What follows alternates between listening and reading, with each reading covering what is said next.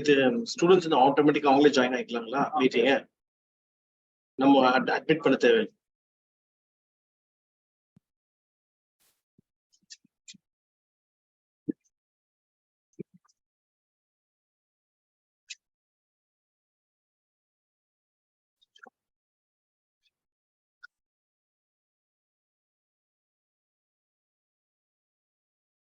So the advent of Europeans. So you can see in 1707 when Aurangzeb died, what was the real extent of his empire?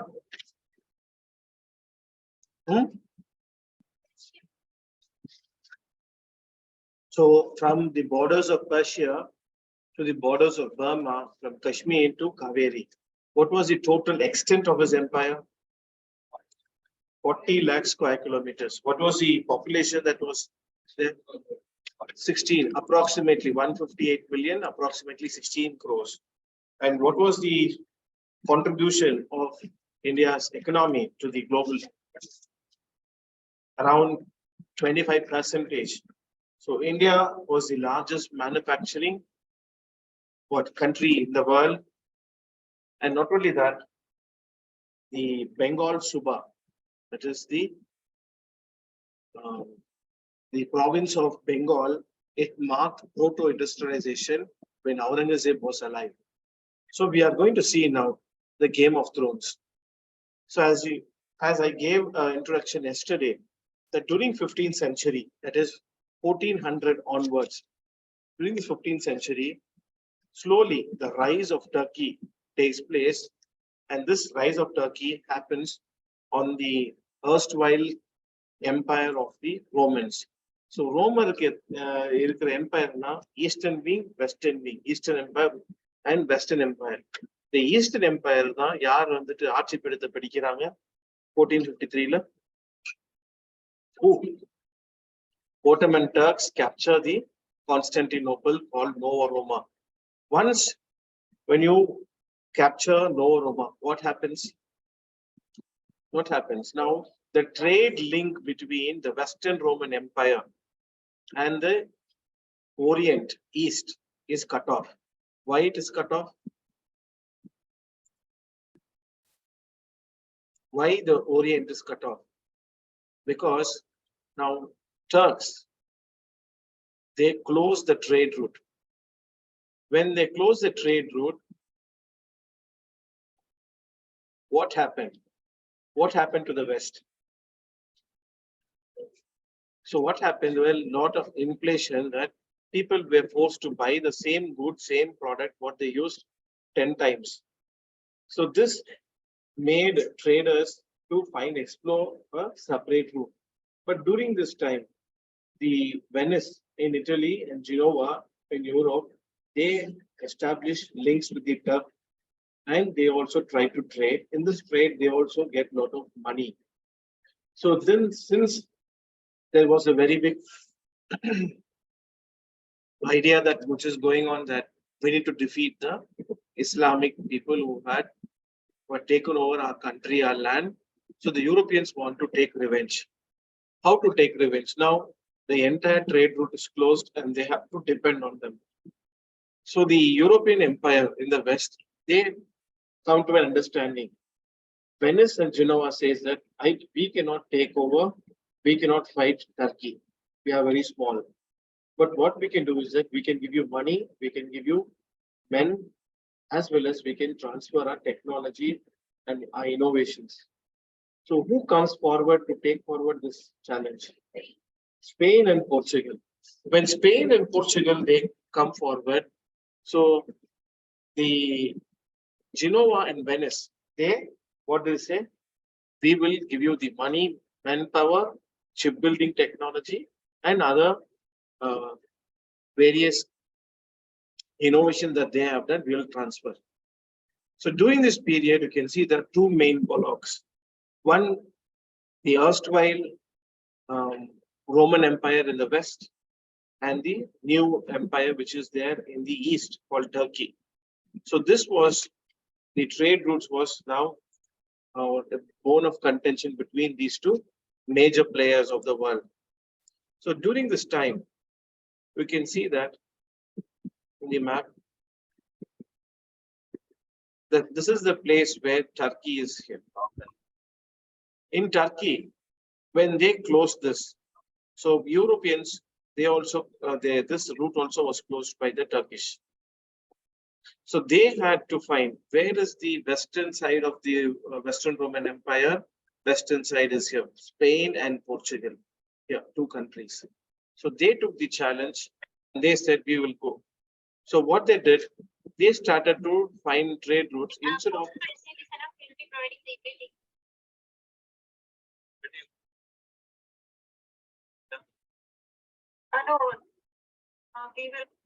Balasubramaniam.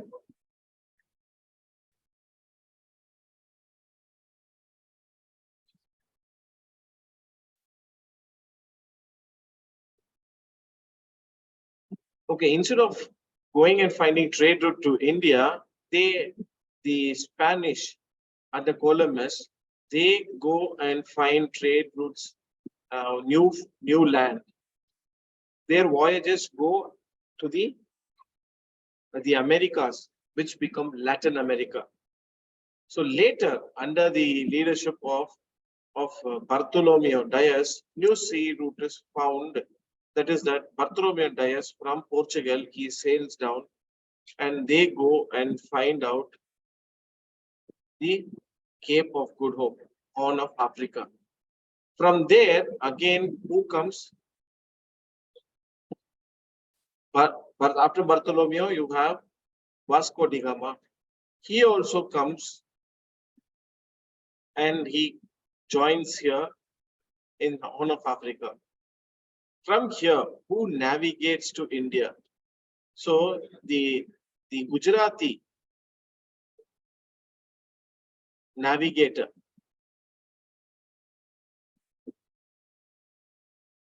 Ibn Abdul Majid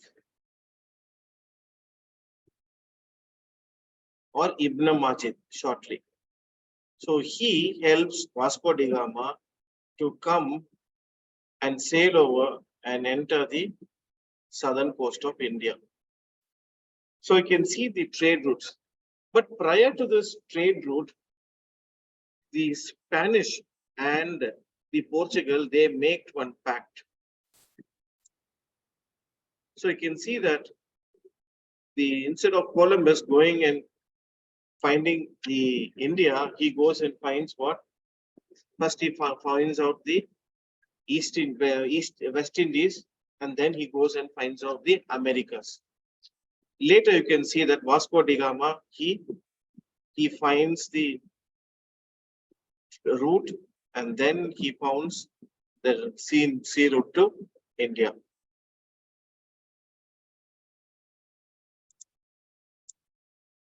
So Portuguese. The arrival of Portuguese changes the entire Indian history because Portuguese were the first people to enter. Why was a sea route to India? What made Portuguese to come?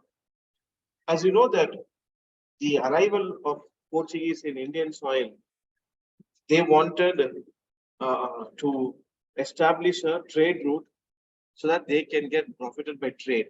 So initially when they come, the agenda is what? Trade, to make more money. And a sea route was found. Reason? The Roman Empire declined. So Roman Empire declined, but this Roman Empire we are seeing is that the Western Roman Empire, still East was under control. So the Eastern Roman Empire is called Byzantine Empire. It ruled the world for 1,000 years. So Arabs rose to power, Egypt, Persians, everybody.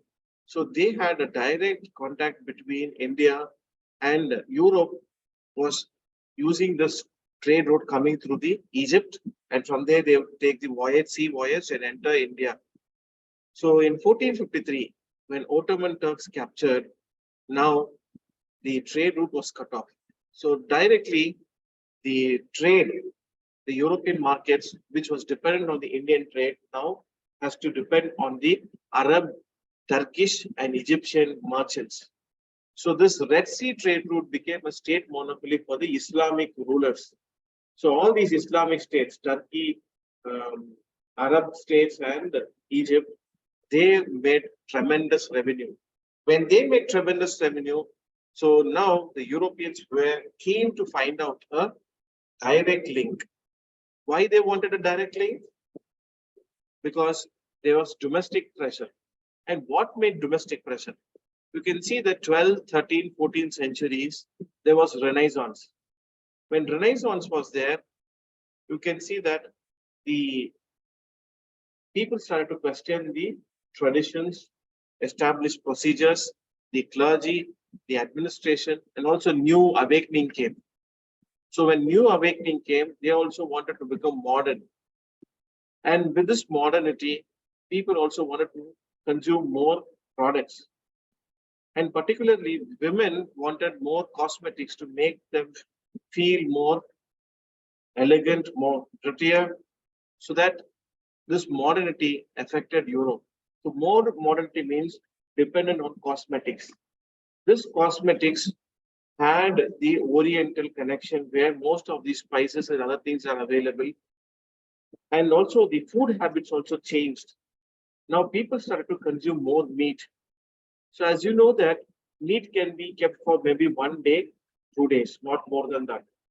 So if you want to keep, why people wanted meat in the Occident, in Europe? Why? What is the reason? என்ன காரணத்துக்காக அவங்களுக்காக இறைச்சி வேணும்ன்ற ஒரு இது ஒரு அந்த 13, 14 நூற்றாண்டுல ஒரு எழுச்சி தோன்றுச்சு இறைச்சி சாப்பிடணும்னு சொல்லிட்டு வை yeah they were farming so you can see Renaissance also it brought innovation in farming la crop rotation கத்துக்கிறாங்க better what you called கலப்பை இருக்கு இல்லையா the plows அதை மாடிஃபை பண்ணி பெட்டர் அப்படி கொண்டு வரணும் பண்ணும்போது they wanted so and agriculture நம்பி என்ன இருக்கு cattle இருக்கு so cattle will lead to what consumption people they use cattle for their multiple purpose for agriculture purpose as well as for food purpose so அவங்க இறைச்சியை வந்துட்டு பதம் பண்ணி வைக்கணும் இந்த இறைச்சிக்கு பதம் பண்ணி வைக்கணும்னா என்ன வேணும் what do you require for preserving the meat முதல்ல என்ன வேணும் உப்பு எங்க கிடைக்குது டாபிக் அதாவது ஓரியன்ட்ல இருந்தா போகுது மோஸ்ட்லி ஏன்னா ஒரு டெம்பரேட்ல இருக்காங்க and what is the another reason that they are more dependent on meat because meat can be available throughout the year then comparatively food crops ஏன்னா அங்க என்ன இருக்கு ஸ்னோஃபால் இருக்கு மழை பண்ணி so the snowfallனால என்ன நடக்குது they cannot grow crops throughout the year so they have to preserve it so they require meat for their own protein as well as to keep their themselves warm so in the spices is required to preserve the meat as well as salt so they have to depend on the Oriental trade for this when the Arabs captured the Turkish captured the Constantinople you will see that this is a religious reason that defeat of Christianity in the hands of whom in the hands of Islamic people when Islamist people when they captured Turkish captured you can see that they were posing a new threat to the existence of Europe so now when Turks took over they not only became very powerful they also grew military wise and naval wise they have more power so the issue started now Turks wanted to become a world empire so they started to have direct confrontation with the Western Europe so that brought what lot of ill will towards the Western Europe towards the Islamic people so during this time the issue started after Renaissance what is the next big thing which changed the whole world history what changed என்ன change ஆச்சு what brought division in the Western church 1453 இருந்து ஒரு Monk, ஒரு துறவி, அவர் பேர் தான் Martin Luther. அவர் வந்துட்டு இந்த பாப்பரசை வந்து எதிர்த்து 98 தீசிஸ கட்டன்பர்க் சர்ச்ல போய் அடிக்கிறாப்புல. இது நீங்க செய்ய தவறு, இதுல தவறு இருக்கு. அவருடைய நோக்கம் என்ன? ரிஃபார்மேஷன், அதாவது ரிஃபார்ம்ஸ் கொண்டு வரணும். இது தவறா இருக்கு, நீங்க திருத்தி கொள்ளணும்.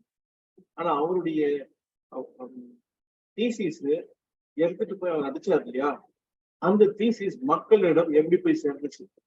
அவங்க வந்துட்டு எப்படி ஒரு எழுச்சியை கொண்டு வந்துச்சு, ஒரு பெரிய போராட்டத்தை கொண்டு வந்துச்சு? எப்படி? அவர் ஒரு துறவி, அவர் வெளியே போய் பிரசவம் செய்ய முடியாது, யாரையும் உறவாட முடியாது, கதைக்க முடியாது. அப்படி இருக்கிறவரு எப்படி ஒரு பெரிய ஒரு உலகத்தையே புரட்டி போட்டுச்சு வெஸ்டர்ன் வேர்ல்டு? என்ன வாட் இன்வென்ஷன்? கேட்கல. அச்சடிக்கும். So that means what? The printing press changed the course of world history. The printing press என்ன பண்ணுச்சு? ஜெர்மானியா மொழியில அந்த அச்சடிக்கம் அவங்க கண்டுபிடிச்ச டெக்னாலஜியை they were able to make hundreds and thousands of copies directly. It went into the hands of people. ஏன்னா அந்த காலத்துல இவங்க எழுதின தீசிஸ் எல்லாமே எதுல இருந்துச்சுன்னா லத்தீன் மொழியில இருந்துச்சு. அதான் ஆட்சி மொழி, அந்த சபையுடைய மொழி தான் லத்தீன் மொழி, லாட்டின். இந்த லத்தீன் மொழியில இருக்கும்போது என்ன ஆச்சு? அனைவரும் யாரும் படிக்க முடியாது, அது நன்கு கற்றவர்கள் படித்தவர்கள் தான் லத்தீன் மொழி தெரியும். யாருக்கு லத்தீன் மொழி தெரியும்? அங்க இருக்கிற பெரிய அரசு அதிகாரிகளுக்கு, அரசு பணியில இருக்கிறவங்களுக்கு, அப்ப நல்லா படிச்சிருக்க மக்களுக்கு தான் லத்தீன் மொழி தெரியும். துறவி, இந்த துறவிகள் தெரியும், இந்த ஆயர்களுக்கு தெரியும், இந்த கிளர்ஜி மேனுக்கு தான் தெரியும் இந்த லத்தீன் மொழி. அதுல இருக்கும்போது சாமானிய மக்களுக்கு தெரியாது. ஸோ இந்த 98 தீசிஸ் லத்தீன் மொழியில எழுதி போய் டோர்ல அடிக்கிறாங்க. ஆனா மக்கள்கிட்ட எப்படி சேர்ந்துச்சுன்னா அதோடைய மொழி பெயர்ப்பு லத்தீன் மொழியில இருந்து ஜெர்மானிய மொழி பெயர்த்து அந்த அச்சடிக்கத்தை போய் என்ன கொடுக்குறாங்க? They start to print these books and these books reach the people. So the invention of printing press changed the whole world history. So world history change பண்ணும்போது என்ன ஆச்சு? இந்த ரெண்டு ஒரே சபை வந்து ரெண்டா மாறிடுது. அதுதான் கத்தோலிக்க சபை, ரோமன் சபை, புரொட்டஸ்டன்ட் சபை. அது மார்ட்டின் லூத்தர் விரும்பல அந்த டிவிஷன். ஆனா the actions of him that he could not retract. So reformation இப்போதான் நடந்திருக்கா? இல்ல, எல்லா காலகட்டத்திலையும் ஒரு சர்ச்சுக்குள்ள ஒருத்தர் தொடர்ந்து இந்த தவறு இருக்குன்றது நிறைய பேர் வந்து இது பண்ணியிருக்காங்க. கலீலி இந்த காலகட்டத்துலதான் டார்க் ஏஜஸ் சொல்லுவாங்க. ஏன்னா அப்ப இருந்த பாப்பரசர் என்ன செய்யறாங்கன்னா தவறான வழியில போய் இந்த பூத்தியார் வச்சுக்கிறது, அவங்களுக்காக மகன்ல இருக்கிறது, இந்த மாதிரி ஒரு லைசன்சியஸ் லைஃப் வாழ்றதுனால என்ன ஆச்சு? மக்களுடைய நம்பிக்கை ஒரே started to dwindle. அப்போ என்ன நடக்குதுன்னா they started to put new tax. அதாவது கடன் சீட்டுன்னு சொல்லுவாங்க. நீ இதுக்கு இவ்வளவு காசு கொடுத்தீங்கன்னா உங்களுக்கு இவ்வளவு பாவங்கள் மன்னிக்கப்படும், இவ்வளவு காசு கொடுத்தீங்கன்னா உங்களுக்கு மோட்சம் கிடைக்கும் சொல்லி, அதாவது விவிலியத்துல இல்லாத ஒரு கான்செப்டுகள்லாம் கொண்டு வந்து புகுத்தி, அது எத்தனை பேர் பாவியா இருந்தாலும் நீ அதுக்கு மன்னிப்பு கொடுக்க வேணுமா, இவ்வளவு காசு கொடுத்தது. So they started to bring, அது பேர் தான் இன்டெலிஜென்ஸ் சொல்லுவாங்க. அந்த இன்டெலிஜென்ஸ் கொடுத்துட்டாக்கா உங்களுக்கு பாவம் கழுவப்பட்டுருச்சு, நீங்க மோட்சத்துக்கு டைரக்டா போலாம். ஸோ இப்படி மக்களை வந்து சைக்காலஜிக்கல் இது போட்டு, இதுதான் மார்ட்டின் லூத்தர் இந்த இந்த தவறுகளை சுட்டி காட்டி இது கிடையவே கிடையாது அப்படின்னு பேசும்பொழுது என்ன செய்யறாங்க? அவருடைய தீசிஸ அவர்கள் பேன் பண்றாங்க. அந்த பேன் பண்ணும்போது என்ன பண்றாங்க? பனிஷ்மெண்ட் கொடுக்குறாங்க. Once this was given, you can see that the world history changes. His writing goes. When his writing goes, என்ன நடக்குது? Pope also wanted இந்த வேர்ல்டு உடஞ்சிருச்சு, அப்போ இன்னும் மக்கள் புதுசா வேணும், இன்னும் இந்த மறைபரப்பு செய்யணும் சொல்லி he also wanted to go to the Orient to spread Christian faith. So இந்த அஜெண்டாவும் இந்த நியூ சீ ட்ரேட் ரூட்ஸ் கண்டுபிடிக்கிறதுக்கும் உதவியா இருந்துச்சு. So the interest of Pope, interest of the western coincided. புரியுதுங்களா? So he gives Pope Nicholas V. அவர் வந்து Prince Henry the navigator of போர்ச்சுகலுக்கு ஒரு கட்டளை கொடுக்குறாப்புல, ஒரு அரச கட்டளை, ஒரு பெருமான், ஒரு புல், சமஸ்கிருதத்துல கல்பனான்னு சொல்லுவாங்க. So he gives, அதாவது you can go to the any distant shores, the Orient, and you fight the Islamic and spread the Christianity என்ற ஒரு கட்டளையை யார் கொடுக்குறாப்புல? Nicholas V gives to Henry the Navigator. So இந்த பீரியட்ல என்ன இருக்கு? இந்த 15ஆம் நூற்றாண்டுல Renaissance at grip. What do you mean by Renaissance? A new awakening. So they started to have lot of advancements in which field? In shipbuilding, in crop rotation, in ploughing, in meat industry. So this led for what? More voyages, and requirements of spices increased because of the demand from the people. So hence, Prince Henry the Portugal, also called as the Henry the Navigator, he supported new sea route exploration. So as I told you, Venice in Genoa was ready to give what? The North Europeans to, particularly they said that we will give you what? We will give you the technical knowledge, we will give you the technology, the shipbuilding, we will give you the money, we will give you the men, but we cannot fight Ottoman Turks. We are small, but you can do. So what happened? Now, Portugal and Spain take what? The lead. For Portugal, Spain, now Spain goes and finds the Americas. So they sign, Portugal and Spain sign the Treaty of Tordesillas. The Tordesillas என்ன செய்யுதுன்னா, the 370 leagues in the meridian, particularly the Brazil வந்துட்டு அந்த ஒரு நேர் கோடு இருக்கு. It's an imaginary line, and which is near to the Cape Verde Islands. In the Treaty of Tordesillas என்ன பண்றாங்க, இந்த ஈஸ்ட் சைட்ல இருக்கிற லைனுக்கு வெளியா எல்லாமே போர்ச்சுகல் போய் ஆட்சி செய்யலாம். இந்த வெஸ்ட் சைட்ல இருக்கிற லைனுக்கு எல்லாமே ஸ்பானிஷ் உடையது. they have exclusive right. So this red vertical line, உங்களுக்கு தெரியுங்களா மேப்ல? The red vertical line. உங்க எக்ஸாம்ல ஒரு இதுல क्वेश्चन பேப்பர்ல இந்த Treaty of Tordesillas இருந்துச்சுன்னா கேள்வி கேட்கப்பட்டுச்சுன்னா, Treaty of Tordesillas last test, modern history test இருந்துச்சுன்னா Treaty of Tordesillas. So என்ன ட்ரீட்டி? இந்த பிராசில் இந்த இமேஜினரி லைனை மேப்ல டிரா பண்ணிட்டு இந்த eastern side, east belongs to Portugal, the west belongs to Spain. So that means Spain will conquer all these continents. Literally, from this side, from the African onwards, it all belongs to Portugal. So in the treaty sign பண்ணி அவங்க உலகத்தை பிரிச்சுக்கிறாங்க. எந்தெந்த பகுதி நான் போறேன், நீங்க போறீங்க. ஆனா போர்ச்சுகல்ல வயலேட் பண்றாங்க.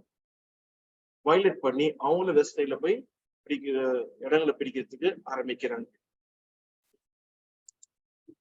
So Tordesillas Treaty, Portugal and Spain, they divided the non-Christian world between an imaginary line in the Atlantic, where east of the line will go to Portugal and the west of the line will go to the Spanish. So you can see that in the 15th, 16th centuries, the shipbuilding gained more prominence. They made better efficient navigation techniques. They started to understand the ocean currents, and they improved the ship navigation and also shipbuilding, the technology and everything. So they started to sail through the to find the new trade route to India. So Portuguese, under the leadership of Henry the Navigator, get the exclusive right to go and find. So Bartholomew Dias, he reaches the Cape of Good Hope in 1498. So 1498, Bartholomew Dias.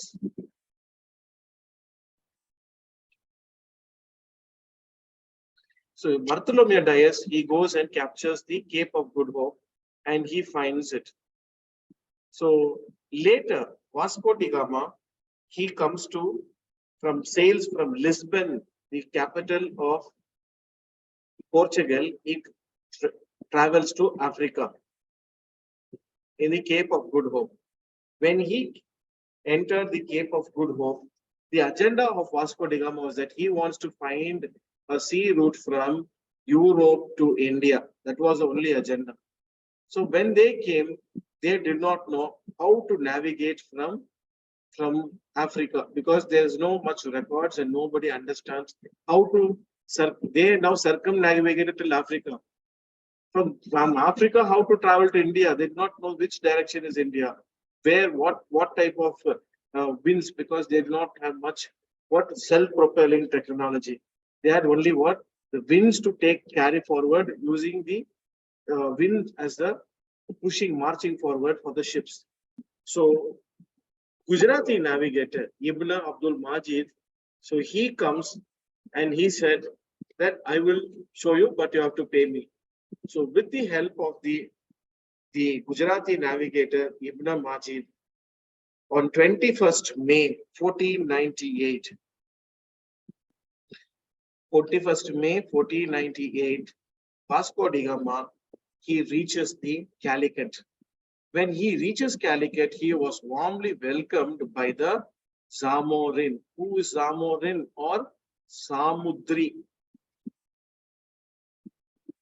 Who is Zamorin? The king of Calicut. Samorin or Samudri means one who controls the ocean is called Samudri, or Samudram in Sanskrit is called ocean or sea. So Samudri means one who controls the Samudra becomes Samudri.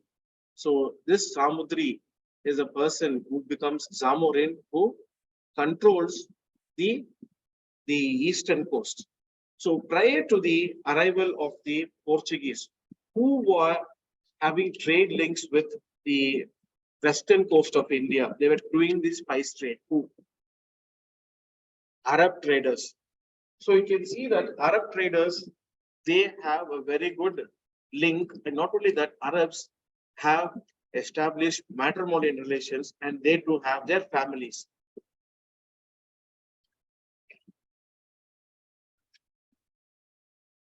Is Arab having links only in 2nd or 3rd century or prior to that? Even before Islam was established, Arabs had trade links with India. And not only that, when Prophet Muhammad was there in his lifetime, a new mosque was constructed in Fort Kochi. It's called Chairman Mosque, which is the oldest living mosque, which is in still use. People are using it for their worship and services. This was built when Prophet Muhammad was alive in Arabia. So you can see the trade links. When these Arabs, they started what? Having families. So அவங்களுக்கு பேர் தான் மாப்பிள்ளைன்னு சொல்லுவாங்க. மாப்பிள்ளை means what? Son-in-law, மருமகன். So this word மாப்பிள்ளை and மருமகன் is still there in the western coast. மலையாளத்துல மருமகன் இருக்கு, மாப்பிள்ளை இருக்கு.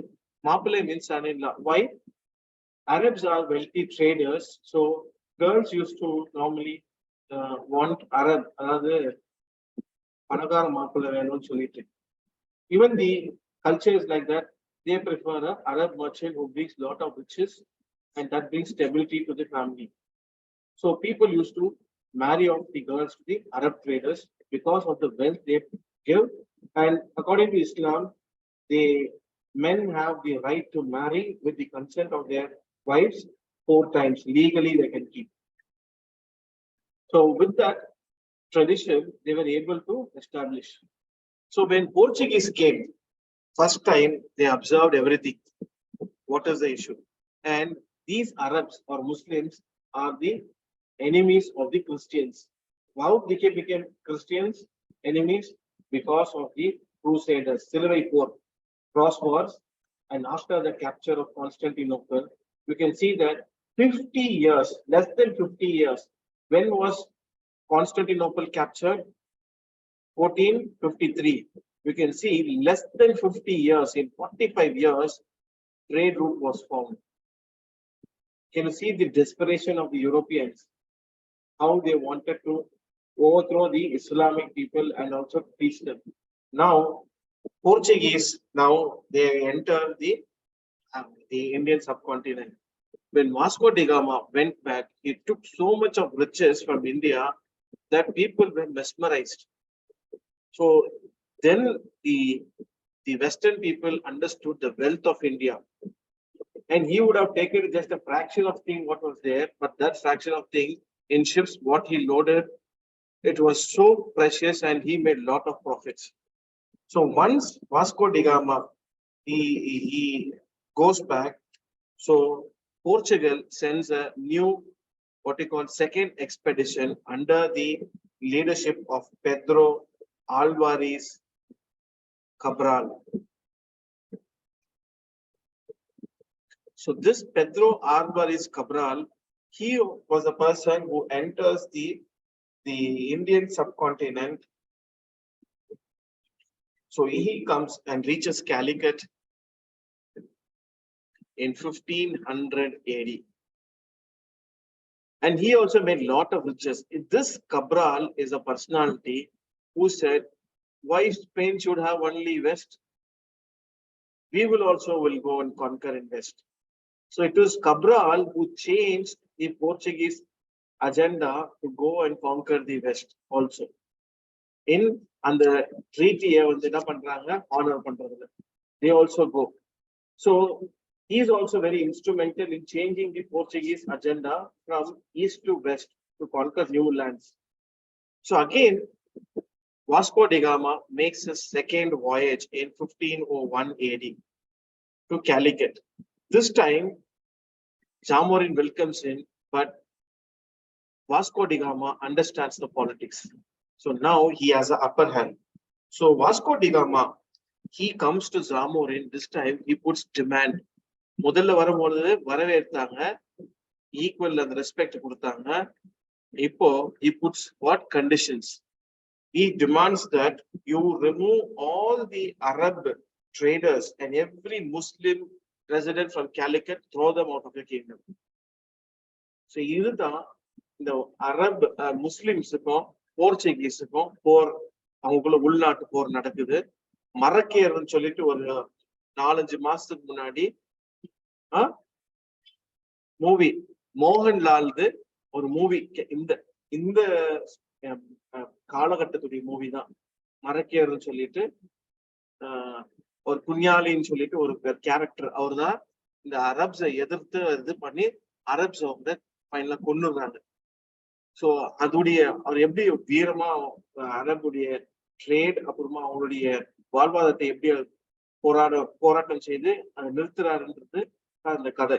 So you can go and see after the exam when you get time to know the socio-economic conditions and what led to the arrival of Portuguese and how they started to destroy the Arab relationship with the Zamorin and Calicut. So later, Portuguese, once they started to dictate, so they start to go. So north of Calicut is called Kannanur or Kannur. This Kannanur, and south of Calicut is called Kochi or Cochin. So Vasco da Gama establishes factory not only in Calicut, in Kannanur and Cochin also. Once Cochin, they have a stronghold. Now Vasco da Gama and their generals, what they do is that they start to what they called the காவல் படை இருக்கு தெரியுங்களா, கடலோரம் காவல் படை, அது தொடங்குறாங்க. So once they start, what they do, every vessel, Arab vessel which is coming from Red Sea, they start to destroy. அதுக்கு ஒரு squadron வச்சிடறாங்க. What do you mean by squadron? Squadron. So squadron உடைய வேலைன்னா, squadron leader, admiral, he lead squadron na ships, இதான் பிரதான ship இருக்கும், அது கூட escort ships இருக்கும்.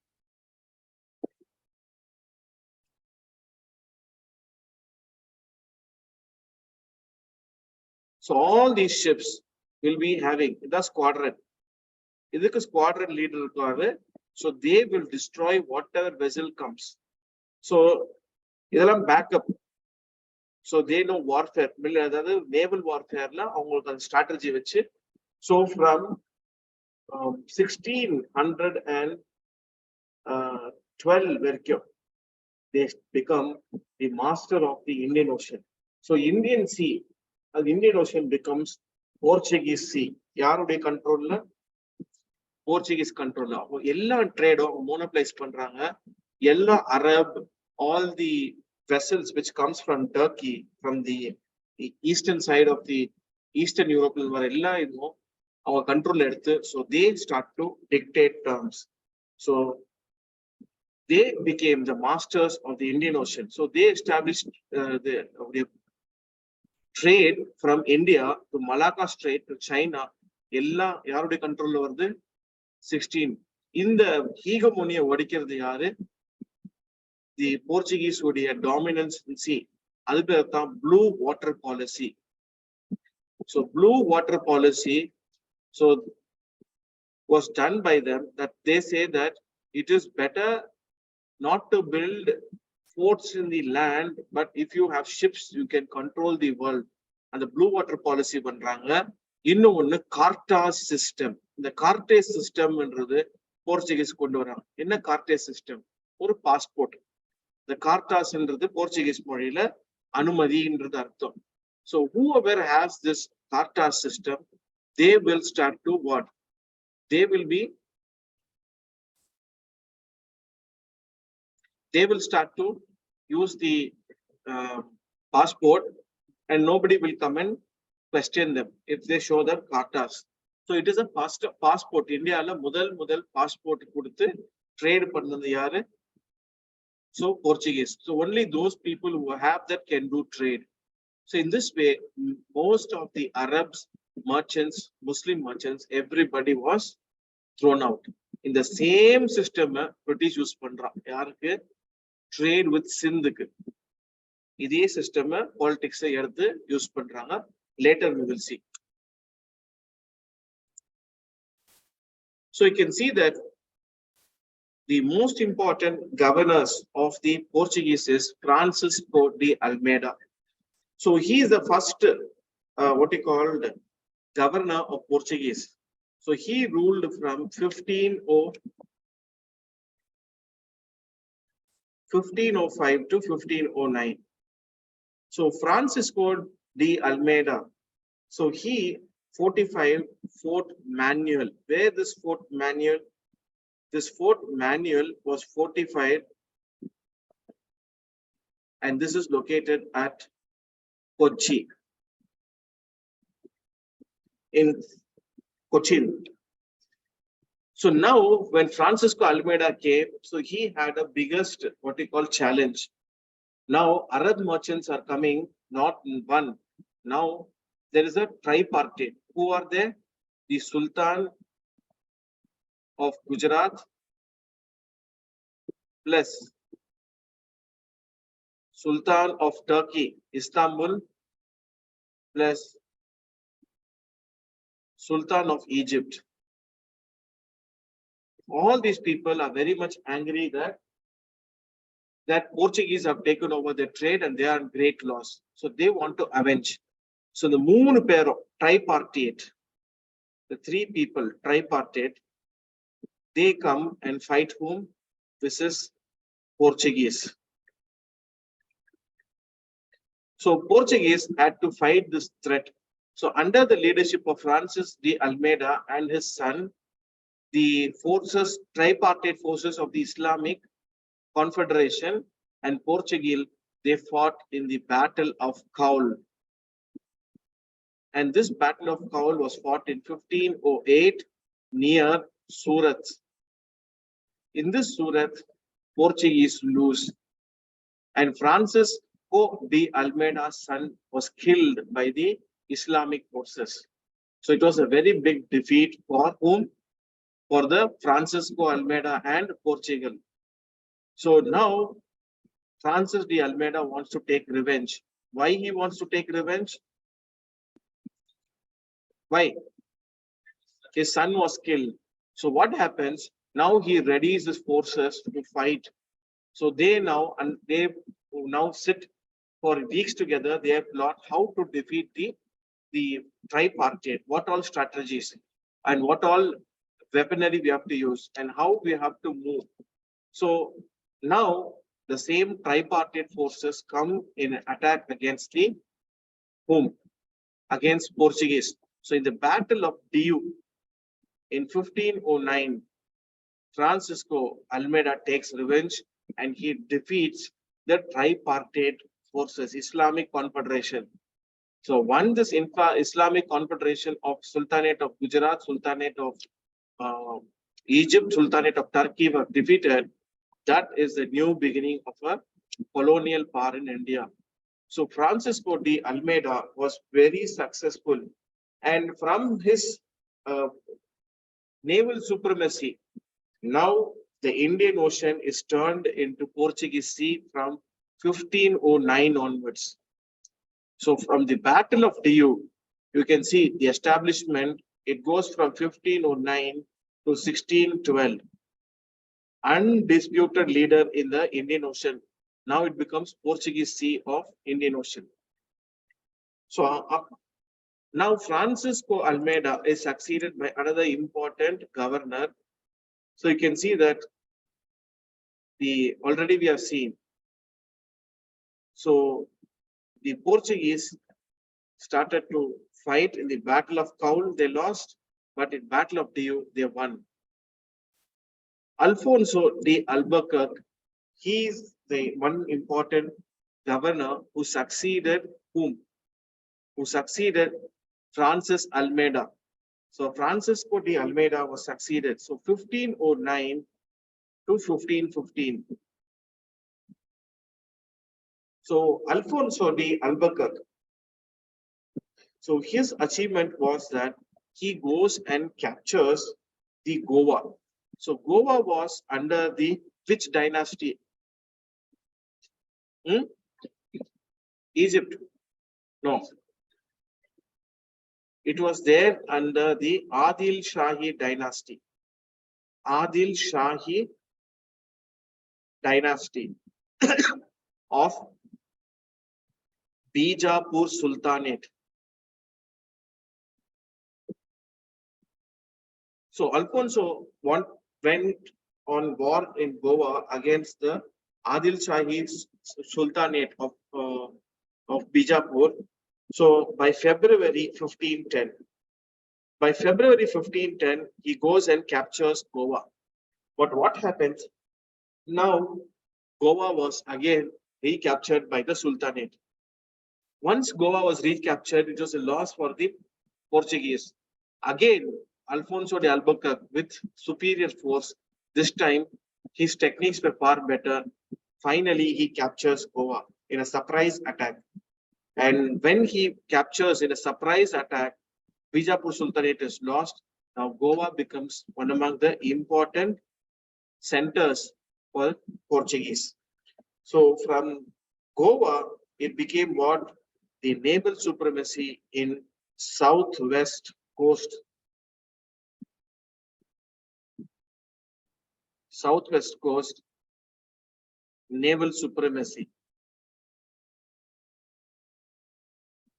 So this established Portuguese as a masters of the Indian Ocean, and also entire supremacy of southwestern coast of India comes under the Alfonso de Albuquerque. Next important governor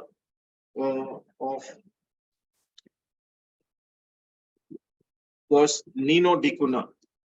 So this Nino de Cunha, he ruled from 1529 to 1538.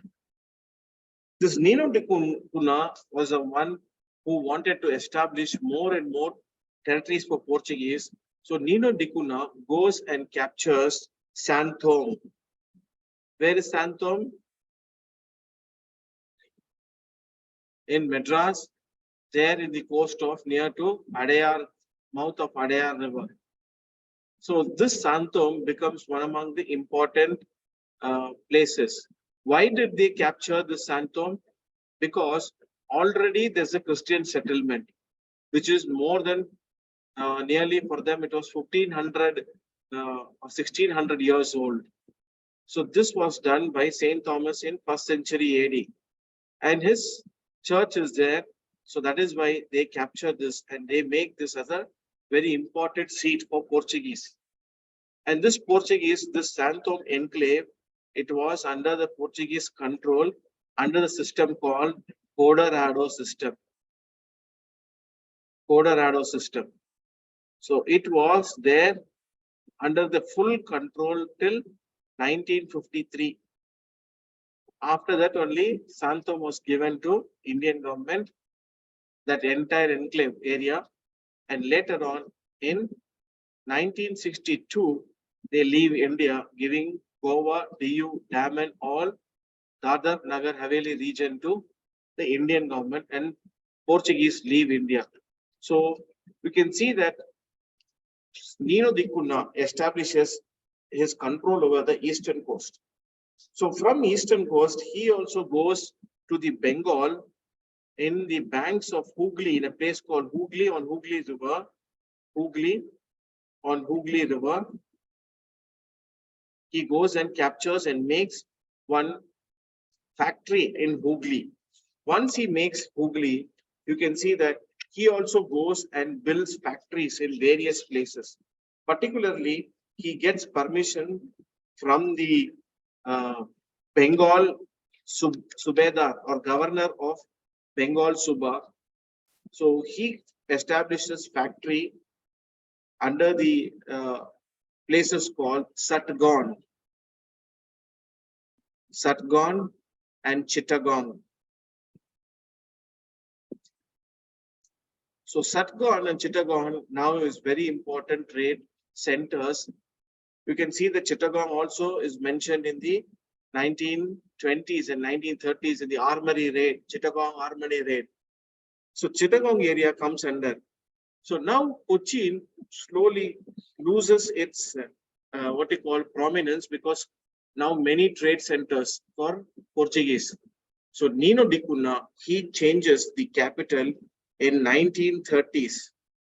In 1530s, he changes the capital from Cochin to Goa. So who transfers the Portuguese headquarters from Kochi to Goa? It is Nino de Cunha, not Albuquerque or Almeida. Albuquerque doesn't do that. Nino de Cunha is a person who transfers the capital of Portuguese from Cochin to Goa. So you can see that by 1535, Nino de Cunha goes and captures Diu and Basin. Where is this basin? This basin is nothing but it is few kilometers from Bombay. It is called as Vasai. Vasaiன்றது கேள்விப்பட்டிருக்கீங்களா பாம்பேல? இந்த வசாய் தான் basin. இந்த பேசினுக்கு இன்னொரு பேர் இருக்கு. They call it as Bakayum ன்னு சொல்லிட்டு. BACAIUM, I think. Basin உடைய பழைய பேர் Portuguese வச்சது. So basin now is Vasai. Once Diu and Vasai captures, you can see that slowly the control of Gujarat region of Bombay coast is under the Portuguese. So until 1739, you can see that Salsette and Basin was under the control of Portuguese until 1739. Later, under the leadership of Baji Rao I, Peshwas, they capture this Salsette and Basin. So who captures Salsette and Basin from Portuguese? Which Peshwa? Baji Rao I. Baji Rao I ruled the Peshwas from 1720 to 1740 AD. Okay, so now Portuguese are the ones who brought tobacco to India. Tobacco. India la irka. India la best oil engathukku varudhu. Best tobacco comes where? India. Kakinada. Kara oil. Kelipattirukkinga? Kakinada. So then, but India had wild tobacco, but this commercial type of tobacco was brought by Portuguese. And not only that, they brought tomato. Yes or no? Tomato. நம்மகிட்ட tomato கிடையாது. தமிழருடைய சமையல் என்ன? புளி.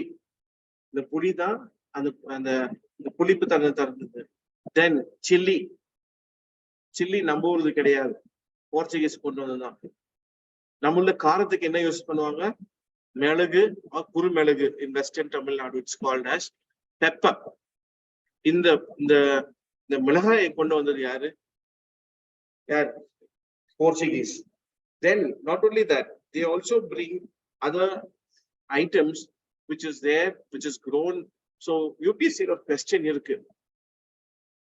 Old world and the new world and the old world க்கு என்ன கொண்டு வந்து இது பண்றாங்க, பிளான்ட் பண்றாங்கன்ற ஒரு question இருக்கு.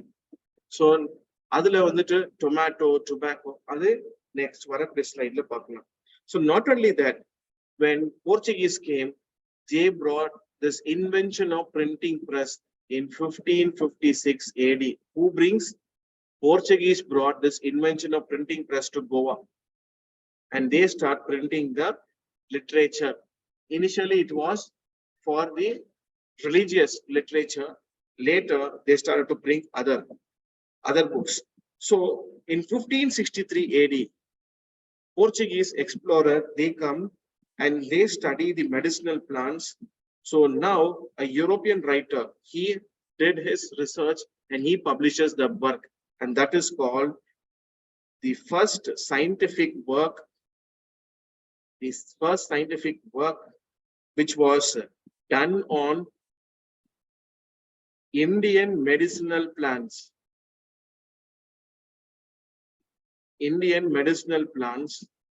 And this was done by a European writer, and he publishes in 1563 AD. So first scientific work on Indian medicinal plants was scientifically studied, and this was taken to Europe, and from there only this allopathic form of medicine கண்டுபிடிக்கிறாங்க. நிறைய medicinal plants இருந்து அங்க allopathic form of ஒரு medicinal system உருவாக்குறாங்க. அதோடைய முக்கியமான காரணம் என்ன? போர்ச்சுகீஸ் உடைய இன்வென்ஷன் பிரஸ். இங்கதான் அச்சு அடிச்சு பல இடத்துக்கு கொண்டு போறாங்க அந்த புஸ்தகத்தை. ஆனா இந்த அச்சடக்கம் எதற்காக வந்துச்சு? For what purpose the printing press was brought? மத பரப்புக்காக கொண்டு வந்துச்சு. பைபிள் அவங்க அச்சடிக்கிறது அடிச்சாங்க. அதிகமா பைபிள் அடிக்க, அதாவது அது ரிஃப்ளெக்ஷன்ஸ், அதோடைய interpretations are நிறைய அடிச்சாங்க. ஆனா what happened? Slowly Portuguese started to bring secular books, scientific books. So this helped people in abroad, in West, to know about how India is rich in medicines, particularly medicinal plants. So what happened? Now who's coming following Portuguese? Dutch வந்தாங்க, English வந்தாங்க. English வந்து என்ன பண்ணாங்க? ஸ்லோவா எங்கெங்கெல்லாம் Portuguese இருந்தாங்க அந்த இடத்த எல்லாமே ஆக்கிரமிக்கிறதுக்கு இது பண்ணாங்க. So once they start to what he called capture the places of the Portuguese settlements, now Portuguese finding a new competitor who's challenging them, who has better naval power. British கிட்ட தரப்படை கிடையாது. They are not very good in the military, in the army, in the field, but they are very good in navy. எதற்காக? ஏன்னா அவங்க ஒரு நாடு, ஒரு தீவு. Britain is a what? It's an island. So Britain the island இருந்தால they require shipbuilding and techniques to defend and for day-to-day navigation. So this geographical phenomena influenced the Britain to become a very dominant power in naval force. So Portuguese, though they have the naval force, but it is not that superior to the Britishers. So by 1612, British and Portuguese, they fought in the Battle of Swally Hole. The Battle of Swally Hole, British defeat Portuguese, and now that is the end of this Portuguese dominance of the sea. 6-year rule of Portuguese now. Now, who is the new master of the Indian Ocean? British. So 100-year dominance gets ended. So Portuguese now slowly started to lose their dominance in sea. Now slowly their trade has been curtailed. Wherever the factories are there, British has come, taken over the factories, and they are finding it difficult. So what happened? Britishers wanted, they eyeing the most prized position in the western coast is island of Bombay. So what happened? Britain, by the time England was becoming Anglican Protestant, which went away from the Catholic faith. So they used this religion and also matrimonial alliance to acquire Goa. How? So King Charles the second. Now, which king is there now? King Charles the third. Can you see? It is around 500 years now, almost 400 years now, in between the Charles the second and Charles the third. So Charles the second, he gives he shows his interest to marry Portuguese Catholic princess. So what did they do? Britishers, they demand dowry. So Catherine of Braganza,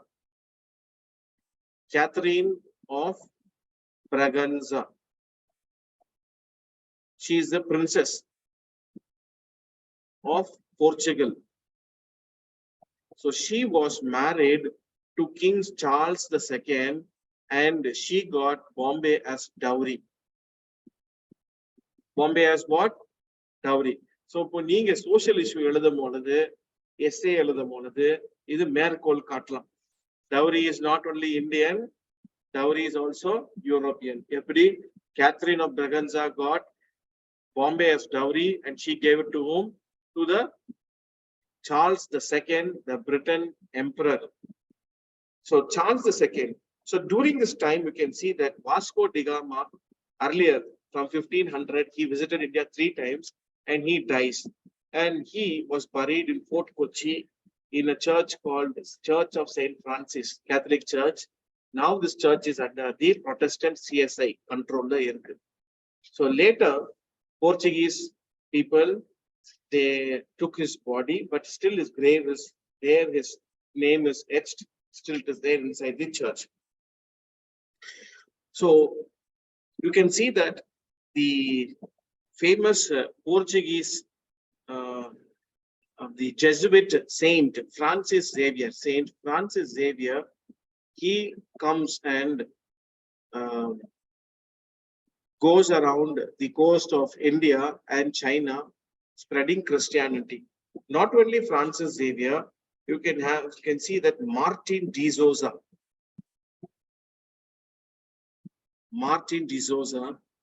he also does this evangelical work and he wanted to spread in India and Asia.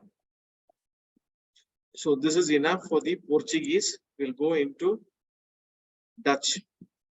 So Dutch was known by its name called Verenigde Oost-Indische Compagnie. Verenigde Oost-Indische Compagnie.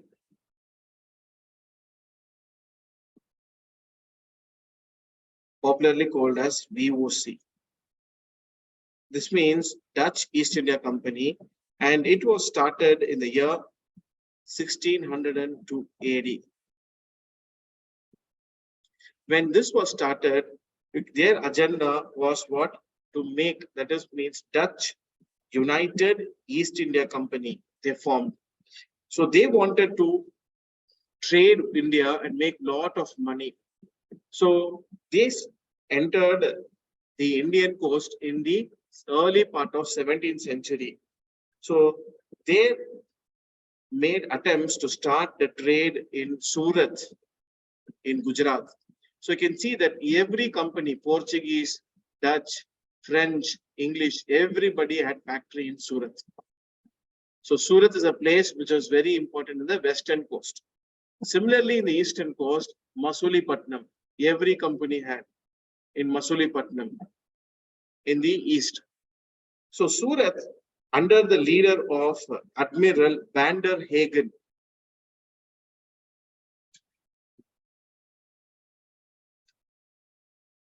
Van der Hagen.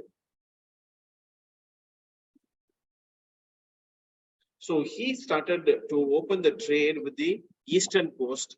So once they go, they start the factory in the eastern coast in 1605 AD in Masulipattnam. Who? Admiral van der Hagen. He makes sure that Dutch has a factory in the east also.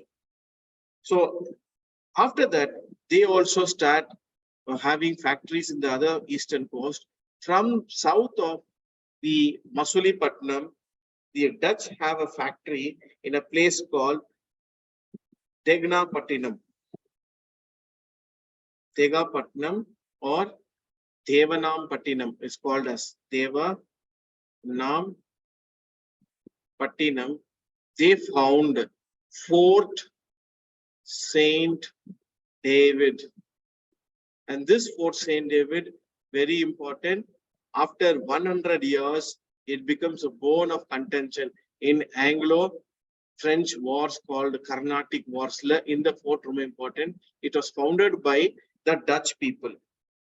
So later you can see that the Portuguese, they also tried to replace, but Portuguese couldn't. So Nagapattinam was captured by Dutch and they have Nagapattinam under their control. Later, they also captured Pulicat. So Pulicat, which is there north of Madras, it has its headquarters there. So Dutch had a headquarters in Pulicat.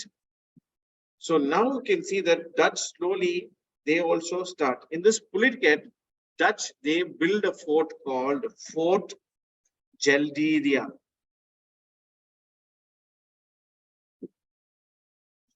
Fort Gelderia was founded. So Portuguese, now Dutch, they started what acquired many things. What were the agenda that Dutch had? Main thing, Dutch was very much interested in textiles, woven clothes,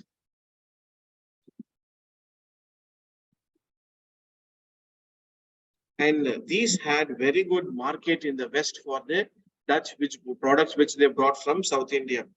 And not only that, Dutch was very much interested in taking indigo from India, indigo, opium, and saltpetre. What do you mean by saltpetre? Saltpetre enna artham? Saltpetre, theriyala? It is called potassium nitrate. The potassium nitrate எதுக்கு use பண்றாங்க?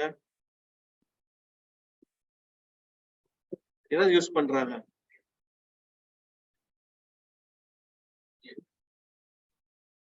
இந்த potassium நைட்ரேட்டை கொஞ்சம் தன்மையை மாத்தினீங்கன்னா இது வந்து நான் கன் powder ஆகும். இந்த கன் பவுடரை என்ன பண்ணுவாங்க?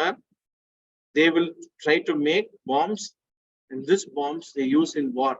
இந்த அதுக்காகத்தான் இந்த சால்பெட்ரியை இந்தியால அதிகமா மைனிங் பண்ணி எடுத்துட்டு போனாங்க, which was naturally available in India, saltpetre. Dutch. So you can see that imports, what they took was sandalwood எடுத்தாங்க. யாரு? Dutch sandalwood. Where is sandalwood is grown?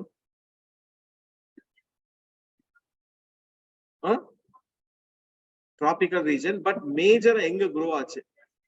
Western Ghats, particularly Mysore.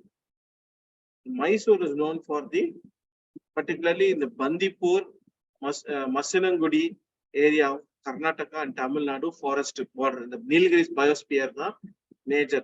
Inga sandalwood எடுத்தாங்க, pepper, all these things were taken over by the Dutch. And not only that, they also got many spices from the archipelago.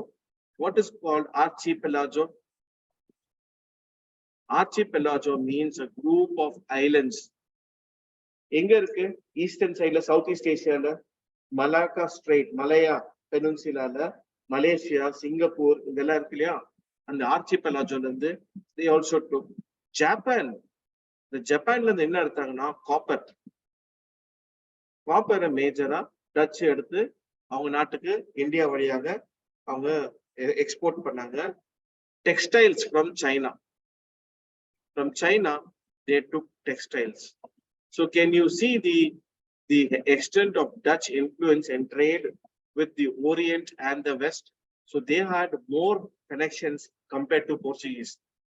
So Dutch was very successful. But you can see that slowly Dutch also established places in factories like Pipli,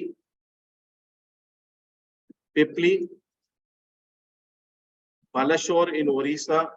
Later, they went into Hooghly in Bengal and Chinsura, very important trading center. Chinsura on the banks of Hooghly River near to Calcutta. Chinsura in 1653 AD, they founded Chinsura.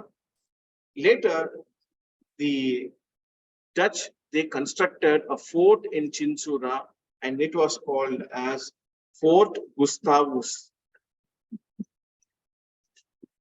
Where is Fort Gustavus? It is in Chinsura. Fort Gustavus is in Chinsura, and subsequently they had factories in places called Patna in Bihar and Qasim Bazar in eastern Bangladesh region. So Dutch was what? From 1667, they were cornered to the Indonesia and east and southeast Java, Sumatra, other islands, and British, they defeat the Dutch from the Bengal region in the Battle of Bidara, and finally Dutch leaves India and concentrates on Emerald Isle. What do you mean by Emerald Isle?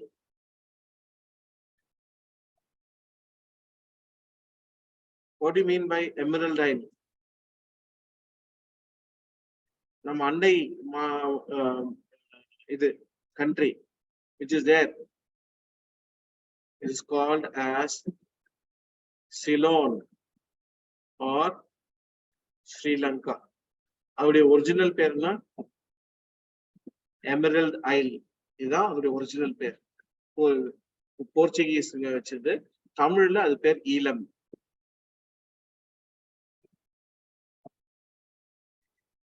So now this is enough for the Dutch. So English. So you can see that English under the leadership of John Mildenhall. John Mildenhall.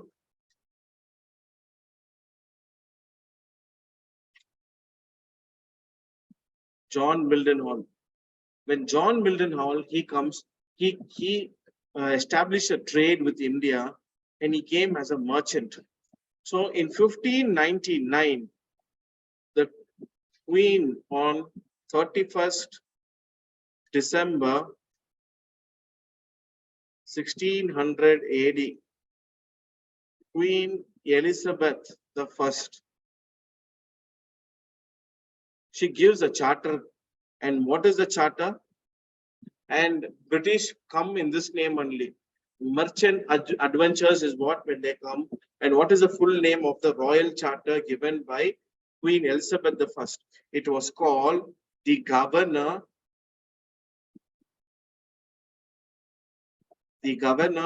and Company of Merchants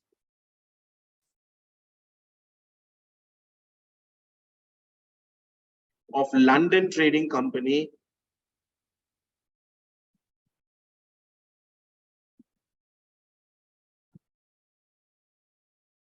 into the East Indies.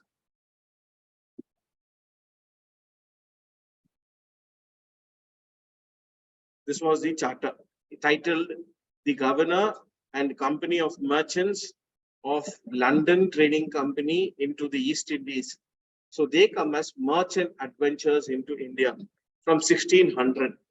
So when they come into 1600, they were very much interested in spices. So they start to trade. But what happened from 1602 to 1606, they made voyages, but they did not step into Indian subcontinent. Where did English go? From there, they went to the eastern, Southeast Asia, particularly they went to Java, Sumatra, and Malaccas. So they traded in Achin. This Achin is in Sumatra.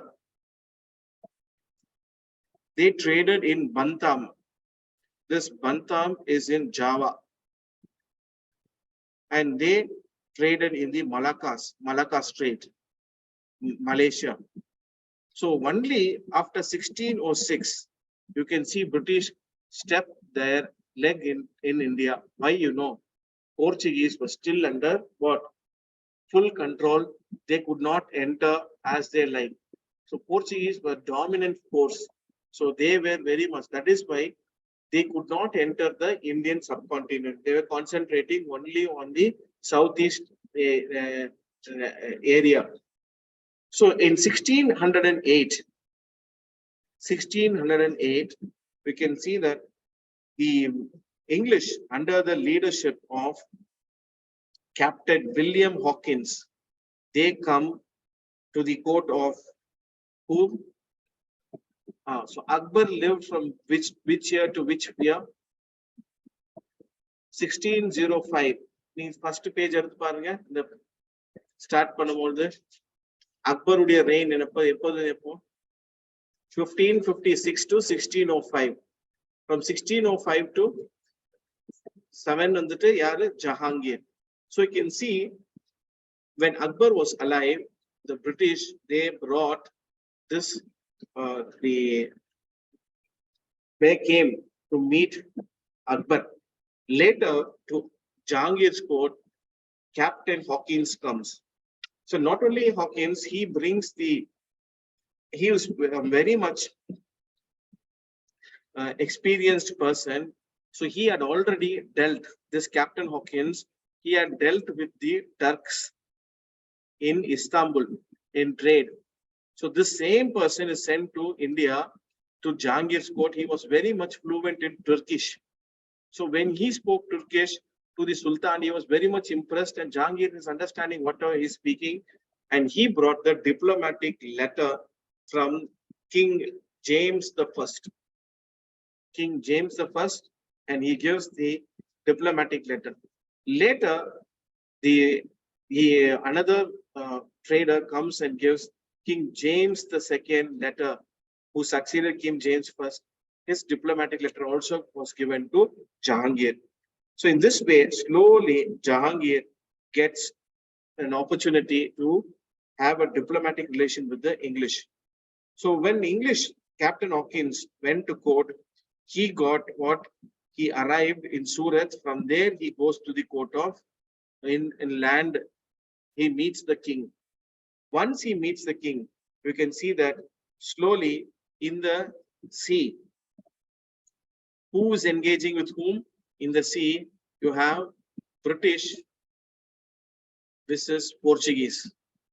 So Portuguese are really angered by the entry of British. Why? Because now British are now seeing the Portuguese wealth that they want to fight. So Captain Best, he leads a fleet. Captain Best, he leads a fleet of ships under his control. So he comes in a place called Swally, which is near Gujarat. So he confronts the Portuguese. Now, Britain had much better, superior naval power. Now, Portuguese and naval power under the Captain Best, they fight.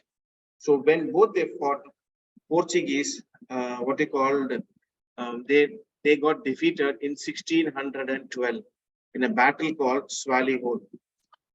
So later you can see that King James the First and King James, Sir Thomas Roe, he comes with a diplomatic letter of King James the Second, and he meets Jahangir. So by 1616, you can see that British started to have their factories in places apart from Surat. They have in Ahmedabad,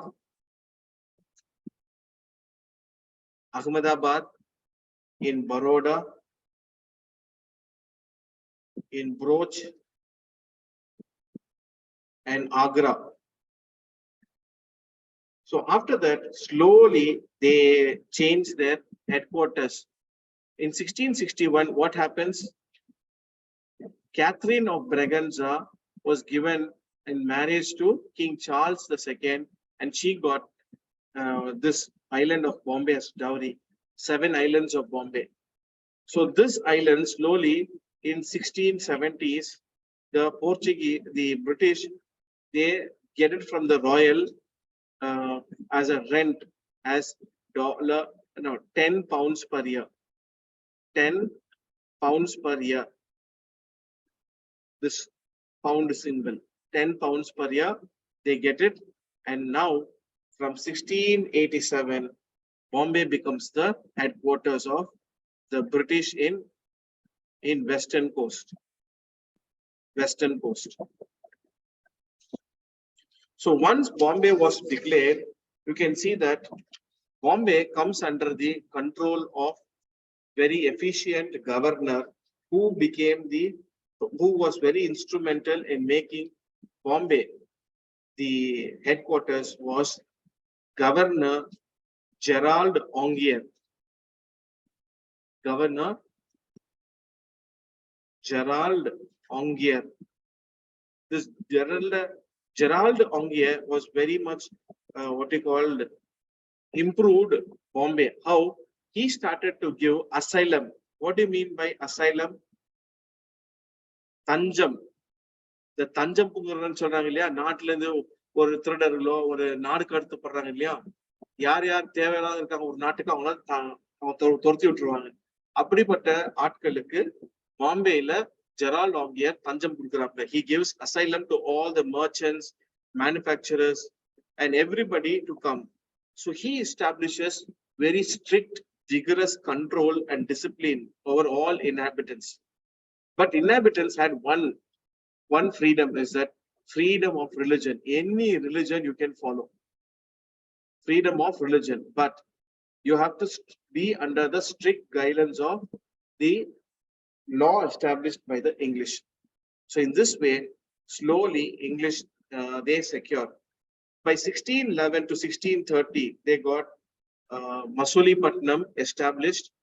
And once Masulipatinam established, in AD 1639, Francis Day.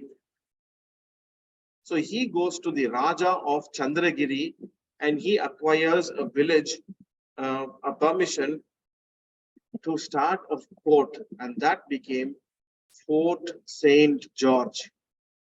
From Raja of Chandragiri, later this place was acquired, and that fort, அது ஒட்டி ஒரு down உருவாக்கப்பட்டுச்சு. அதுதான் it is called as Madras Pattinam. Madras Pattinam or Chennapattinam. This is from Raja of Chandragiri. Francis Day. அவர்தான் இந்த இடத்தை வாங்குறாப்ல. So slowly you can see that this 1659, by 1640, Fort St. George is the Fort St. George is the first sovereign territorial possession of British in India.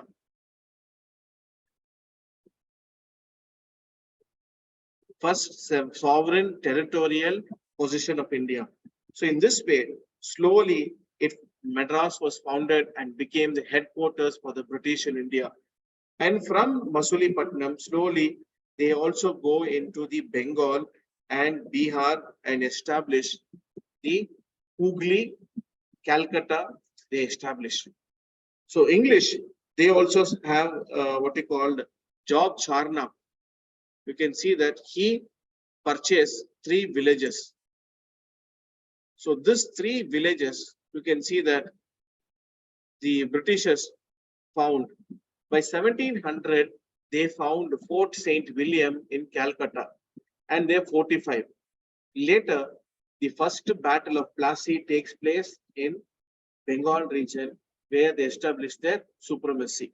So Bengal wars, rise of autonomous state of Bengal, we will see detailedly Battle of Plassey, Battle of Buxar, two treaties of Allahabad, and also how subsidiary alliance was given to Suja with Dawla of Awadh. That we'll see. So you take a short break and come back.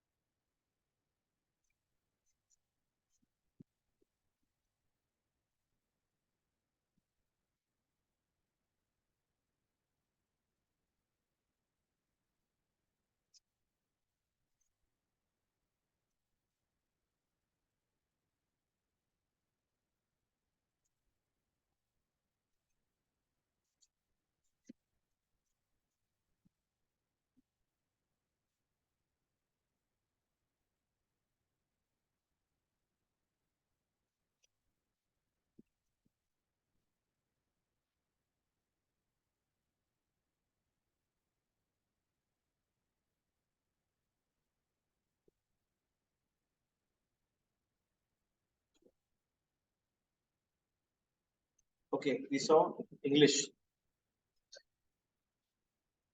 So once English established, and who comes next? French. So French, when they came, they started their factory. But how did they enter the subcontinent? French with what? So French, it started as French East India Company, and they started with Compagnie des Indes Orientales. That was the name of the Compagnie des Indes Orientales. This was the name of French East India Company. So they started this French India East India Company by a French minister. His name was called Colbert. And this Colbert was a French minister. He started with the patronage of Louis XIV, the Emperor of France, and they started this company in 1664 AD. When French company was started, they had their first factory in Surat. Later, the French commander Marcara, this Marcara, he starts to enter the French factory, and they start in the eastern coast in Masulipatam. So you can see that every trading company has in western coast in Surat, in eastern coast, Masulipatam was important trading factory for them. So this Masulipatam was under the control of the Sultan of Golconda or Qutub Shahi dynasty. It was under the Qutub Shahi dynasty, Golconda dynasty. Later you can see De La Haye. De La Haye.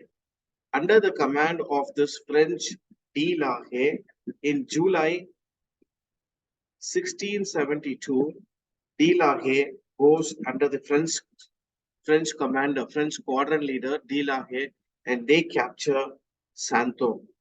Earlier, Santo was under whom? Under the Portuguese. But now, Santo comes under the French. So, this Santo was very important because it is also a Christian pilgrimage center. So, Francis Martin,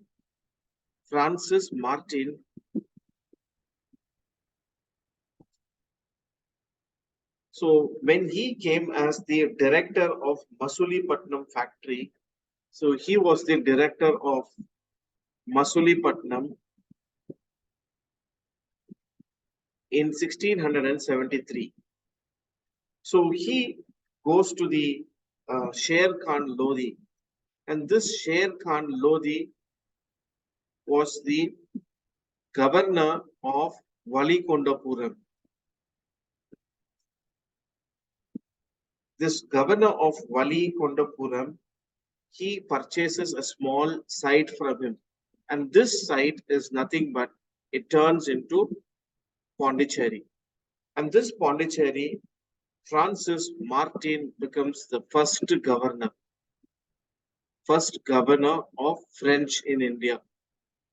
And this was purchased from where? From Sher Khan Lodi, the governor of Valikondapuram, and this governor was under the sovereignty of the Qutub Shahi dynasty. So French, they also now go from Surat, they came made the headquarters in Masulipatam. Later, Pondicherry was made as the headquarters. And now, French also goes into the eastern coast, particularly Bengal. They start a factory called Chandar Nagore. So, Chandar Nagore was started, and it was in 1690. And this Chandar Nagore, they purchased it from the governor, Subedar of Bengal, and his name was called Shaista Khan. Shaista Khan. Shaista Khan, from him only, French purchased Chandar Nagore and established their factory in Chandar Nagore area. And later, this French company was renamed and it was made as a United Company of Indies. Why? Because the government also brought many other French companies, and they also started to what you called trade. So there was a lot of what you called trade competition, and their profits dwindled. So they brought one control. It is called United Company des Indies. United French East India Company was formed, and this company slowly it came and it lost its what they called prominence. Later, this company was headed by Linia, who was the governor. Linia and Dumas. This Linia and Dumas governors, they started to build the French power and they brought to a decent level. So you can see that the Linia and Dumas were governors from 1720 to 1740s. So during this time, you can see that the Linia and Dumas, they also go and occupy various other places called Mahe, Yanam, Karekal. So Mahe, Yanam, Karekal. Today, Mahe, Yanam, Karekal, Pondicherry is what? One union territory. Yes or no? Four enclaves in different places, but it is under one unified administration. So it is because of Linear and Dumas only, all these places like Mahe, Yanam, and Pondicherry, Karaikal was conquered by these two governors. Later, you can see that the, the Dupleix, when he became the governor of French Governor General in 1741, his politics changes the entire politics of India. And because of his politics, you have Carnatic Wars, Anglo-French Wars called Carnatic Wars. So we will see the company wars, little more detail about the La Bourdonnais as well as um, French Governor General Dupleix. Madras. As you know that Madras was the first sovereign territorial position. How did Madras gain prominence? Earlier, British had factory in Armagon. This Armagon is little above Puliket.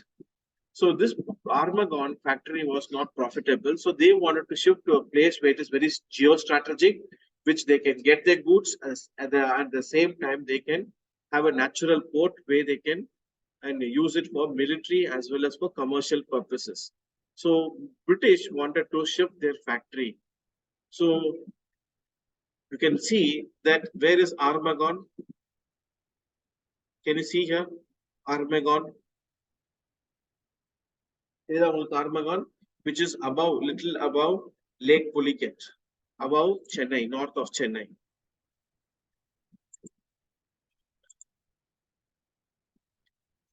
So the Raja of Chandragiri gave the British a parcel of land. Who came? Francis Day. So this parcel of land was made and constructed. It became Fort St. George. This Fort St. George is the first territorial sovereign position of British. So they developed a town, and the town perda St. Georgetown. Georgetown, North Madras, St. Georgetown. So that place becomes Chennapatnam or Madrasapattinam under the fortified town. So this was very important for the British because the first corporation of India was established in this place in the North Madras area where Georgetown located clear, St. Georgetown and the other. So 1653, Madras was raised to the level of presidency and all the affairs of the British East India, wherever they had affairs, entirely it was managed by Madras. And Madras became very important center in the eastern coast. So Bombay, presidency of Bombay, you can see that Bombay was given to Catherine of Braganza's dowry, and she gave it to King Charles II. So 1668, British East India Company, they acquired this Bombay for a nominal rent. How much? £10 per year. And 1687, Bombay became the headquarters. So they shifted their headquarters in the western coast from Surat. They shifted the headquarters to Bombay. From Bombay, they became. So Bombay became their first military headquarters in Western India, Bombay. So Bombay is the first military post of British, and here they set up minting factory. Not only that, they brought printing press in 1687. So this is the first time when the printing press came. Earlier, when it came or did not come? When? Which year? After 1556. That means after 121 years, when Portuguese brought, British brought the first printing press setup to the western coast in Bombay, and they set up and they started to print the literature after 125 years, 21 years later, when compared to Portuguese. So Calcutta. So till 1681, the affairs of Bengal was managed from Madras. When William Hedges, when he became the governor of affairs in the Bengal, he wanted to separate. So till 1684, you can see that the affairs of company was managed from Calcutta. They separated. Later, when William Hedges retired, again affairs of company started managed from Madras. So 1686, the Bengal governor, the Mughal governor, they start to seize all the factories of the British by Bengal, the Subedar of Bengal, Mughal. And British was not able to regain it. Why? Why British did not go wage war and get all these factories? Why did they did not go and attack? Why? Why? என்ன காரணம்? யார் உயிரோட இருந்தாங்க? Aurangzeb இருந்தாங்க. 1658 to 1707, British dared any attack because Aurangzeb was alive, he was very powerful. So that is why they could not go and wage war. If British would have waged war, I think Indian history would have become different. But they do not know because British knows when to attack. They know their strength. They are now on the weaker side. They have come, they do not, because they have very limited exchange. They are very good in sea, but Britishers having one weakness. What is the weakness? Land la பெரிய போர் செய்ய முடியாது. So in land, Mughals are the real power. So you can see that British was not able to put a stronghold. Only after the death of Aurangzeb, slowly they sneak in with various privileges and other things. They start to trade. From trading, they understand Indian politics. Then ambition comes that we should also have our own territories because of the politics of Indian subcontinent. So 1690, Job Charnock, he gets a permission from Aurangzeb that you can trade and commerce in Bengal. So Job Charnock, he gets a permission to set up a factory in Sutanati. And this city, it forms into a big metropolis. So Calcutta was formed by amalgamating three villages, Sutanati, Kalikata, and Gobindpur. All these three villages merged together and formed Calcutta. In 1700 AD, Fort St. William was established. And this was fortified. What do you mean by fortified? They build a enclave, a wall. And this wall is for what purpose? First thing to say that this is my territory, my sovereign position. Nobody is invited here. And this is to safeguard the territory of the British. Third thing, it also shows that it is their strong dominion. It shows a message to the enemy that this is a very strong dominion of the trading company. So in this way, slowly the British established their factories in different regions in the western side, in the southern side and in the eastern side in the Bay of Bengal.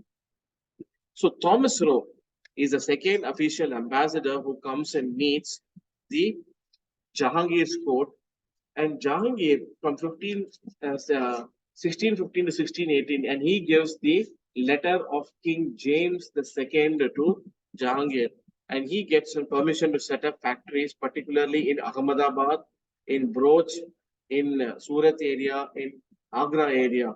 In this way, Britishers slowly started to enter as what? Training, and they understand the Indian politics. So in 1717, a royal firman is given. So Dr. William Hamilton, you saw yesterday, no? William Hamilton. So he operates Farrukhsiyar from a issue. So later, Farrukhsiyar marries the daughter of Maharaja Ajit Singh of Mewar, and in that happiness, he grants three privileges, three firmans, which gives privileges to the British in the eastern coast, southern coast, and western coast. In that 1717, free trading rights was given to the eastern coast for the British. In the southern coast, Madras was confirmed to the British, that Madrasapattinam, and Fort St. George is sovereign territory. So Madras was confirmed for a nominal rent per year. Then minting rights they got in Surat, and they set up that in Bombay, and they also got exemption from any undue duties. So this became 1717 a royal firman called Magna Carta to the English. So Danish. So Danish, when they came, they had the first settlement where they also had in the eastern coast in Lake Pulicat in 1616. So the arrival of Danish is very important, that they ruled India for 225 years. Later, Danish was purchased by the British, and by 1825, 1830, you can see the dominance of Danish or Denmark. Danish or Denmark was diminished. Danish or Denmark was diminished. So Dutch adventure, Marcellus de Beauchevert, he provided the impetus for Danish to trade in the Indian subcontinent. So he wanted military assistance against the Portuguese who were dominant, and later you can see that Danish, they established a fort in Tarangambadi, which is 10 kilometers from Nagapattinam. It's called Tarangambadi. So in that, they established Fort Tarangambadi. It's called as Tranquebar. And here, they started to bring in a lot of cultural ideas. And not only that, the Danish brought printing press to India in Tarangambadi. And one among the important activity Danish was for bringing people into Christianity. So this is the Danish fort, which is there in the eastern coast in Tarangambadi. This fort is still in very good condition, and fishermen and all use this fort. And this was the sovereign position of the Dutch in India during that time. So Bartholomeus Zeisenball, he is the first Protestant missionary who came for the mission work, Zeisenball. So he came under the mandate of the King Frederick IV, the King of Denmark. So the Royal Kingdom of Norway and Denmark king, he gave a mission to go and spread the Christian mission and the faith. So he is the first Protestant missionary. Prior to them, Zeisenball, there were many Catholic missionaries who came, particularly Father Joseph Beschi, or Berna Veerama Munivar. Have you seen Veerama Munivar, the Joseph Beschi? அதுக்கு முன்னாடி நிறைய இது இருக்காங்க. அப்புறமா அருளானந்தர்னு சொல்லிட்டு John D Britto, அவரை தலையை வெட்டி கழுகு மலையில ஏத்திடுறாங்க, ராம்நாடு மதுரை ரீஜன்ல, அந்த Sivaganga ரீஜன்ல. Then you can see that prior to that, missionaries were there from 6th century AD onwards coming to India. But Their prominence came only in 12th century. In the southern coast in Kollam, they established a first diocese in 12th century AD under the Dominican monks and the Turvi Sabai. Then you can see there's the establishment of the Western Christianity in India. So that is how you can see that India has both Oriental Christianity and Western form of the Roman Christianity together. It is there in the southern coast. So French were the last people to come.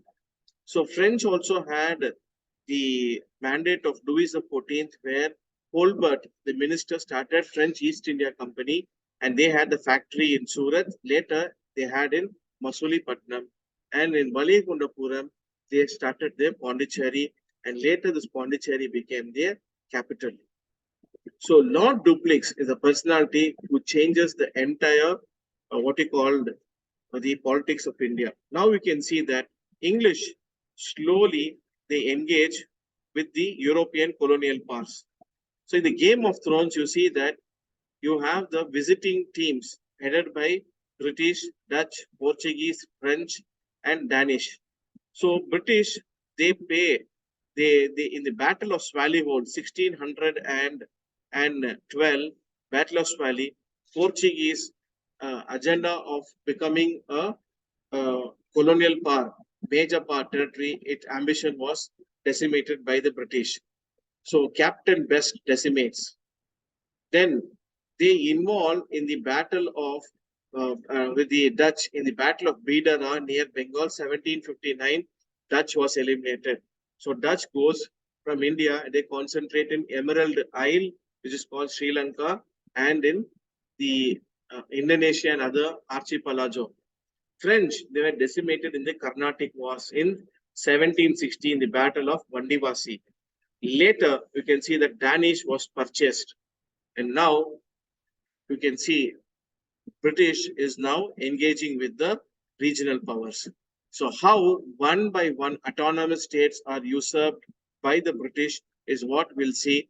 British will start with the Battle of Plassey, with Battle of Bluxer, with the two treaties. Then there comes company wars. During company wars, one by one area, each and every autonomous state, starting from the eastern coast, slowly they encircle and they come to a policy of ring fence. And in ring fence, they became supremacy. But in paramountcy, which is there you can see that it shows the territorial aggrandizement and Victorian what you call hegemony of usurping the land hook or crook to make a big empire. So that is what we are seeing in company wars.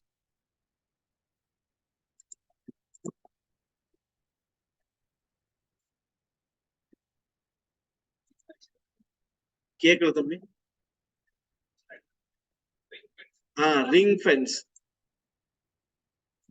ஒரு நிமிஷம்.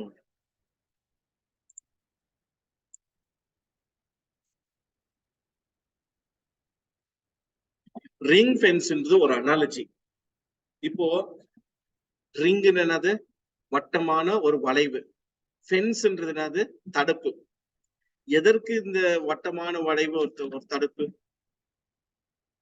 What is the purpose? இப்போ எதுக்கு நீங்க fence போடுவீங்க? எதுக்கு? சேஃப்டிக்கு. எதுக்கு? அப்போ நம்ம கட்டையில கூட போடலாம், எதுக்கு இரும்புல போடணும்? அப்ப யாரும் உடைச்சிட்டு உள்ள வரக்கூடாது. அப்போ அதுக்குள்ள என்ன இருக்கும்? இரும்புல போடுறோம்னா அதுக்குள்ள என்ன இருக்கும்? என்ன இருக்கும்? அப்போ something which is valuable, precious, அப்படிதானே? இப்போ நீங்க இங்க வந்துட்டு ஒரு 1 கோடி ரூபாய் அதை எடுத்துட்டு போய் வெளியே வைங்க, என்ன நடக்கும்? என்ன நடக்கும்? கொஞ்ச நேரத்துக்கு முன்னாடி கண்ணு துறக்கலையோ காண போயிடும். அதுவே நீங்க என்ன செய்யுங்க, ஒரு 20 அடிக்கு ஒரு நல்ல ஒரு 5 இன்ச்சு இது இரும்புல பண்ணி ஃபுல்லா பண்ணி அது மேல உள்ள வச்சிருங்க. அப்ப என்ன நடக்கும்? அது யாருன்னா போய் உடைக்க முடியுமா? தூக்க முடியுமா? எடுக்க முடியுமா? So that is what is a policy of the British. What they do, they're having a precious thing, they start to put fencing, and this fence is what made of metal or ring fencing, metal fencing. இது போடும் பொழுது எந்த gap இல்லாதமே பண்றாங்க. இப்ப யாருன்னா வந்து இது உடைக்க முடியுமா? உடைக்க முடியாது. அதே மாதிரி பிரிட்டிஷுடைய டெரிட்டரிஸ் எங்க ஸ்டார்ட் ஆச்சு?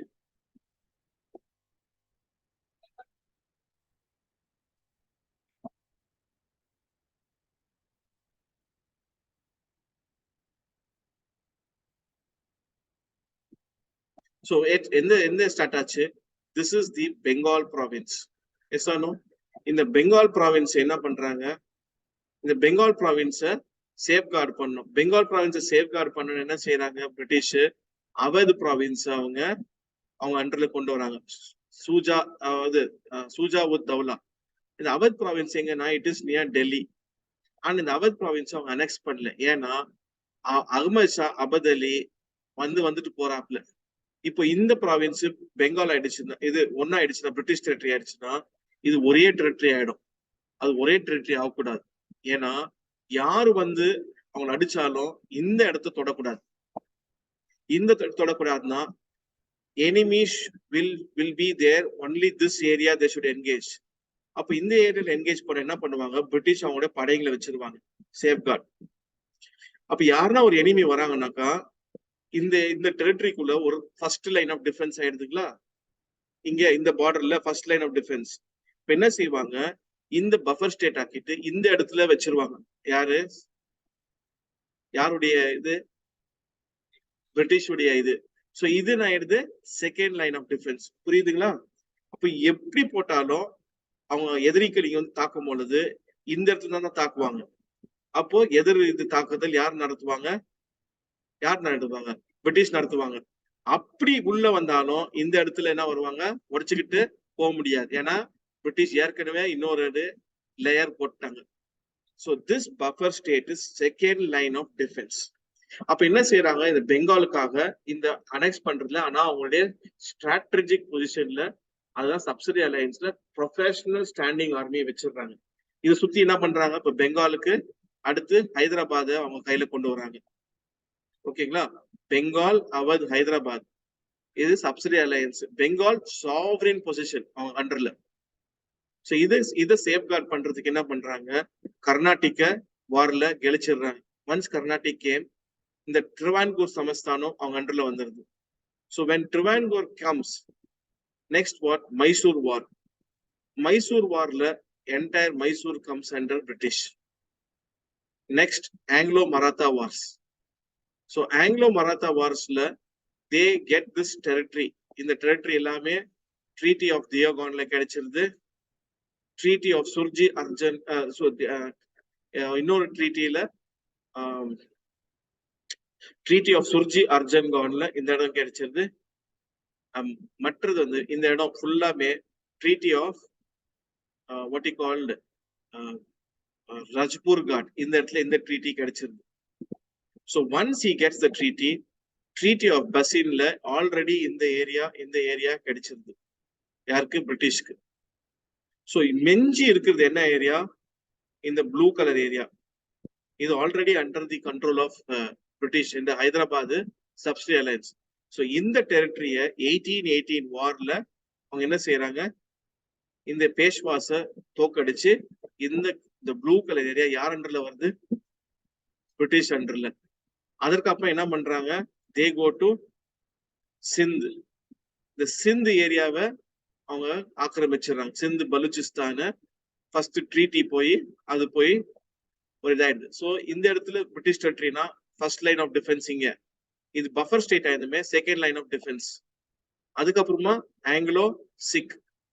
ஆங்கிலோ சிக் பண்ணும்போது என்ன பண்றாங்க? இந்த இடத்துல ஃபுல்லா கேப்சர் பண்ணிடுறாங்க Anglo Sikh. Once Anglo Sikh capture ஆயிருந்துமே entire Sikh territory comes under them. Then what is remaining? Anglo-Nepal. Anglo-Nepal புடிச்சிருந்தமே, then they go into the Burmese. So Burmese ஃபுல்லா அவங்க புடிச்சிடுறாங்க. ஸோ நீங்க பாருங்க, ரிங் ஃபென்சிங். இப்போ பெங்கால தொடங்கி எப்படி போனாங்க? இப்ப யாருன்னா அவங்க என்டர் ஆக முடியுமா இப்ப இந்தியாவுக்குள்ள? ஏன்னா செகண்ட் லைன் டிஃபென்ஸ் அவங்க கிரியேட் பண்ணிட்டாங்க. ஸோ ஒரு டெரிட்டரி இப்போ பேஷ்வாஸ் பிடிச்சதுமே அடுத்து என்ன பிடிச்சாங்க, சிந்து பிடிச்சாங்க. சிந்து பிடிச்சு 2வது லைன் டிஃபென்ஸ் பண்ணாங்க. இதுதான் ஃபர்ஸ்ட் லைன் ஆஃப் டிஃபென்ஸ், இது 2வது லைன் ஆஃப் டிஃபென்ஸ். சோ இந்த மாதிரி எது இருந்தாலும் இந்த இடத்துல தான் என்கேஜ்மெண்ட். அது மீறி இங்க வந்தான்னா இங்க இருக்க போர்சஸ், இங்க இருக்கிற சப்சிடி அலையன்ஸ் வந்துருவாங்க. சோ இதுக்கு பேர் தான் ரிங் ஃபென்ஸ். என்ன இருக்கு அவங்களது, அதாவது தே கிரியேட் பஃபர் ஸ்டேட், ஃபுல்லா பஃபர் ஸ்டேட் கிரியேட் பண்றாங்க. ஒன்ஸ் பஃபர் ஸ்டேட் அந்த கொஞ்ச நாளைக்கு அப்புறமா என்ன பண்றாங்க, அதை அவங்க டெரிட்டரி ஆக்குறாங்க. டெரிட்டரி ஆக்கி இன்னொரு பஃபர் ஸ்டேட் கிரியேட் பண்ணுவாங்க. So first line of defence அவங்களோட territory, second line of defence buffer state. இந்த மாதிரி ஒன்னொன்னா பிடிக்கிறாங்க. அதுக்கு பேர் தான் ரிங் ஃபென்ஸ் பாலிசி. இப்போ புரியுதுங்களா? What do you mean by ring fence policy?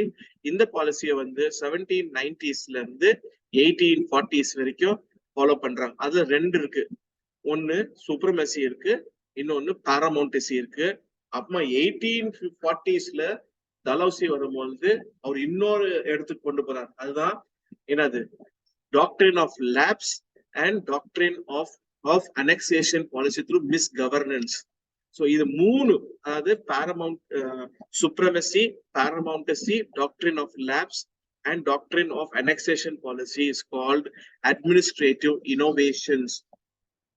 இந்த மாதிரி அட்மினிஸ்ட்ரேட்டிவ் பாலிசிஸ் வேர்ல்டுல வேற எங்குமே இல்லை, இந்தியால ஒண்டிதான் இருந்துச்சு. Okay, so policy of ring fence அது வரும்போது நீங்க பாப்பீங்க. Now getting an idea what is ring fence. So now let's go into the company wars.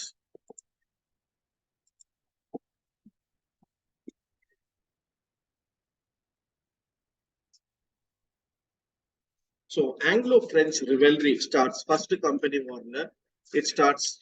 So now we'll go little detailed on Lord Dupleix, the French Governor General.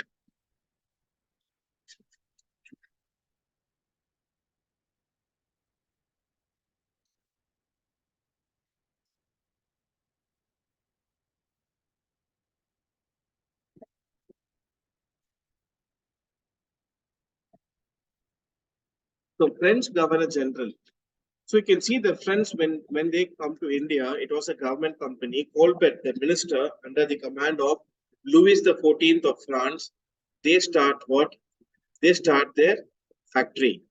So British had the factory in Surat as well as in Fort St. George. So Fort St. George became the first sovereign territorial position of British in India. And French were the people who came first to India, last to India. They were the last. And who were the persons who left India after France? Who? Portuguese were the first to come, last to go. Okay, so who is this Francis Marquis Dupleix? What did he purport, and how the politics of this world changed? Because of one person, entire world politics changed. That is starting from Pondicherry, world politics changed. So that is what we are going to see. So during this period, a royal firman was given to the English in 1707, which gave trading rights to Bengal and also the town of Madrasapattinam to English, as well as minting rights in the western coast. So Anwaruddin was the person who was ruling the Nawab of Carnatic. So you can see the French, they started as a government company, it's not a private company. So Francis Martin, he purchased from Sher Khan Lodi, the governor of Valikondapuram, a parcel of land, and that becomes Pondicherry. So Francis Martin becomes the first governor of the French Pondicherry, and Belengar de Lespine. So Belengar de Lespine, so he also followed as the governor and who developed France. Later, French also established factories in Masulipatinam in Chandarnagore area, and Linear and Dumas, they go and capture Yanam, Karaikal, Mahe. When that was captured in 1741-42, governor was replaced. So Lord Dupleix becomes the the French Governor General of India. So Lord Dupleix politics changes the entire politics of India and the world. You can see that Francis Marcus Dupleix. Who is this Francis Marcus Dupleix? So he was born in 1697, and Francis Marcus Dupleix is from a very wealthy family, and his father was one among the most wealthiest wealthiest farmers of France. And not only that, his father, Dupleix's dad, was the the Director General of French Company in India. He was the Director General of French Company in India. So he was affluent, and economically they were very from a very rich family. So using the influences of his dad, Francis Marcus Dupleix enters into the service of Pondicherry at the age of 23, 24. He enters in 1720 into Pondicherry service. So he was in a very good position because his dad was a government officer and also a wealthy farmer. So during this time, the government servants of France was allowed to carry out private trade. So Francis Marcus, he made very big fortune when he was there in as a company servant. He also worked as a servant efficiently. At the same time, he also made a lot of money, and he was very a skillful diplomat, and he was very much what a visionary. So he was a politician, bureaucrat, visionary altogether. He was a very good businessman also. So because that was in his blood, so he made big fortune which no other company servant was able to do. So there was a lot of jealousy among his co-companions who are there, who's his what they call his colleagues who are there with him. So what they do in stomach bug, they write to the Director General in France that Dupleix has gone against the company, and he has misappropriated company's funds, and he has cheated the government, and he has looted the resources. And because of this, French company has suffered a lot, and he is a mastermind of all scams. When this was when this information reached the directors, not one person wrote, many people wrote.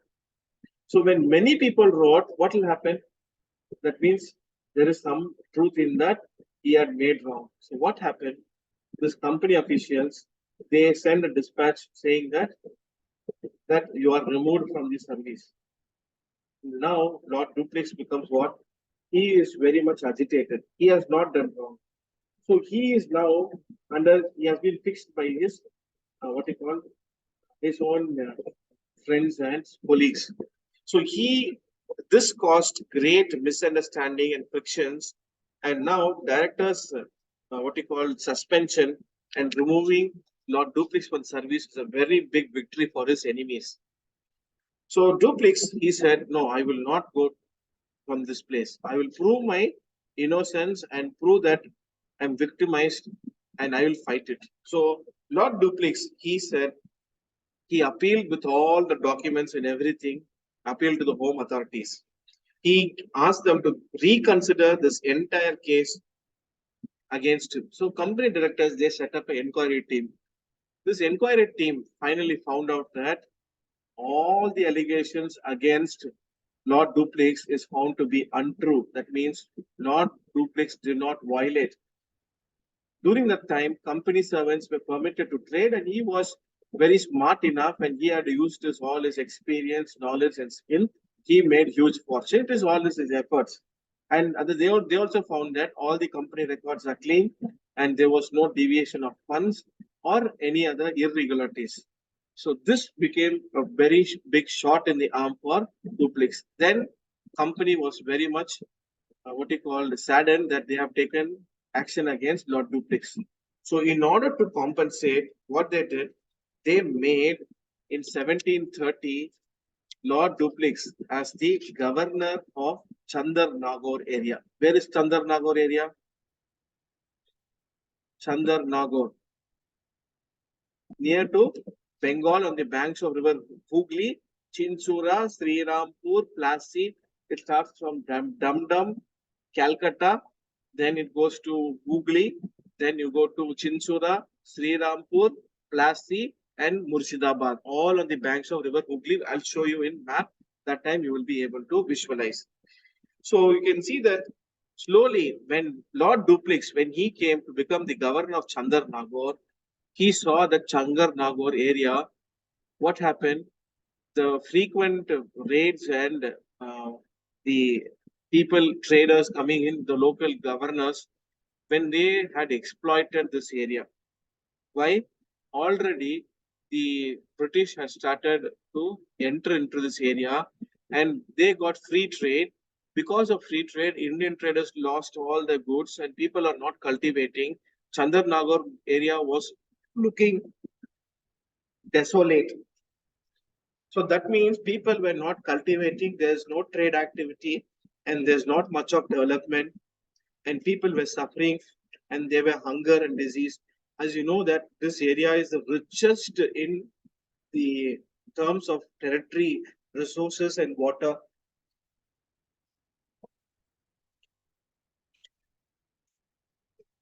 Agriculture flourished. But Chandarnagore area, though it was there in the Bengal territory, it is suffering plagued by these issues. So you can see that in 1730, 1741, Lord Dupleix, he goes and he takes money from his own personal fortune and he starts to give to farmers. He starts to rebuild the agriculture. Once he rebuilt the agriculture, he also asked people from other areas to come and settle down in Chandarnagore. And he asked the traders to come, merchants to come. And he said, you take this produce from the farmer, give what is just to farmer, and I will make you market. In that way, artisans, craftsmen, everybody come and settles in Chandarnagore area. And Lord Dupleix, he makes what business proposals for them. He brings new trade centers and he establishes links with Tibet in China, to Southeast Asia, to the Turk Empire, to the Africa, Arab, and other parts of inland trade. In this, people became very prosperous. When people became prosperous, there's a lot of money for whom? Government of France in Chandarnagore. So government also got more money. Lord Dupleix also made money in his trade. Merchants made money. Farmers were happy. They produced, they're getting good this one. There was slowly people started. So he made Chandarnagore area in 11 years a very profitable place, which even British were looking at Chandarnagore area because it became so prosperous. So once it became prosperous, you can see that 1741, Dumas was the French Governor General. He was what he called recalled, and now Lord Dupleix was made in 1741-42 the Governor General of French Pondicherry. When he came to Pondicherry, he also saw that Pondicherry, earlier he had worked in Pondicherry, when he worked, was very prosperous.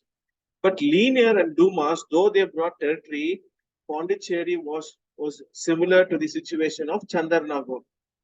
Pondicherry, people were dying of hunger, poverty, disease was there, and frequent raid of Marathas, frequent raid of Nawab of Carnatic, and this governor was not able to make Pondicherry as what they call very strong. So that is why company officials, directors whom they are in France, they saw the development of Chandarnagore and prosperity. That is why they appoint Lord Dupleix.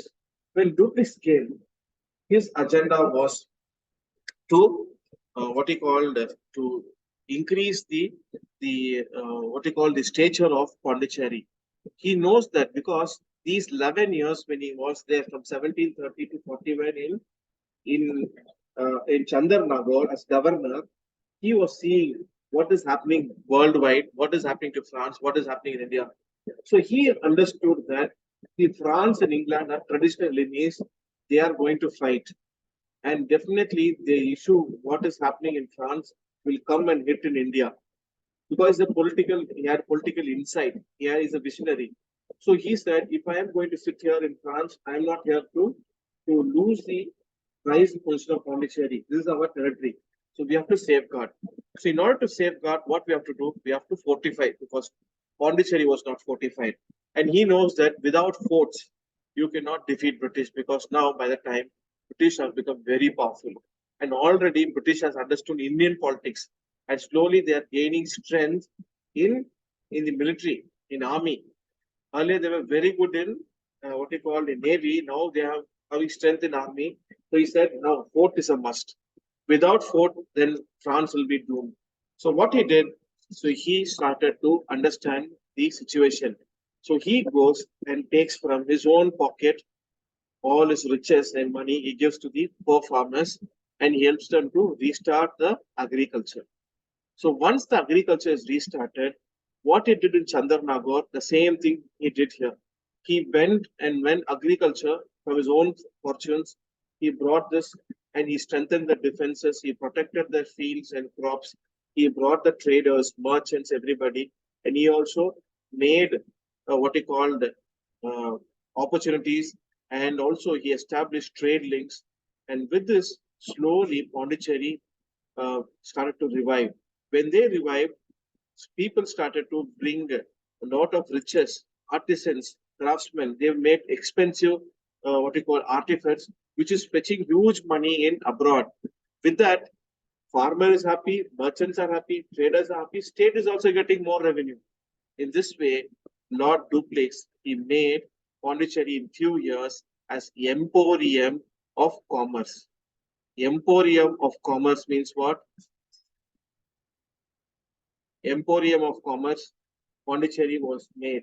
When Pondicherry was made Emporium of Commerce, now you can see that as envisioned, politics of world changes.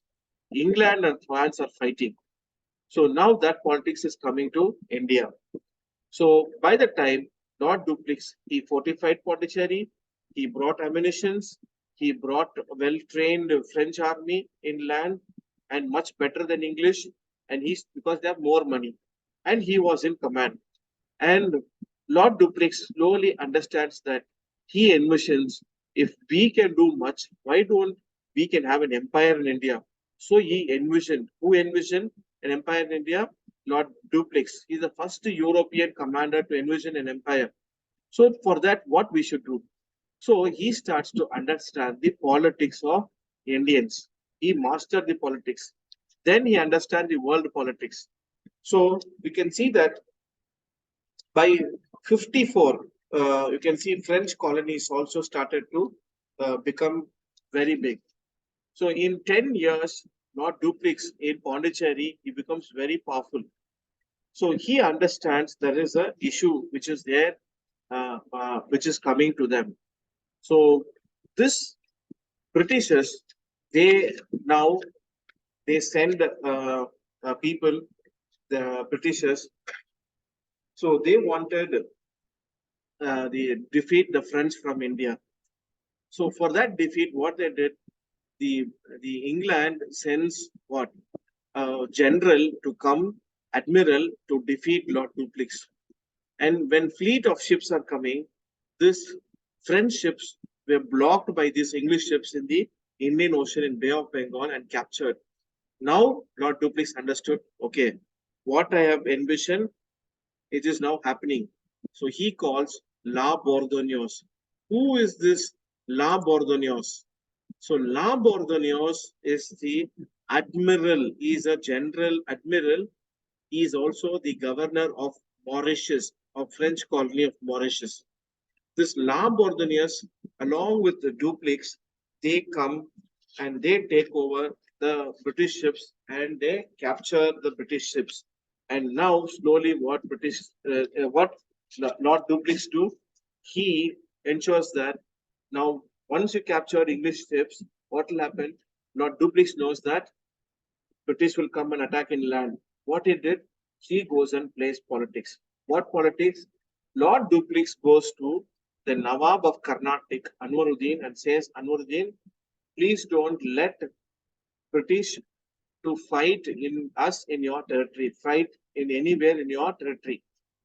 And what is the gain? He says that, see, if they are fighting, it is a damage for you only. European companies can one way threaten your existence and also your resources will go. So I have a plan that I will first put a resistance and capture Madras, the town of Madras for you, and later I will give it to you. So now Anuruddin thinks he sees a clear logic in what Duplex says. What is that? Without spending money, he is fighting one enemy, is fighting another enemy. So one way they are fighting each other, and moreover, without any hard work, we are getting the Madrasapattinam, Fort George and all we are getting.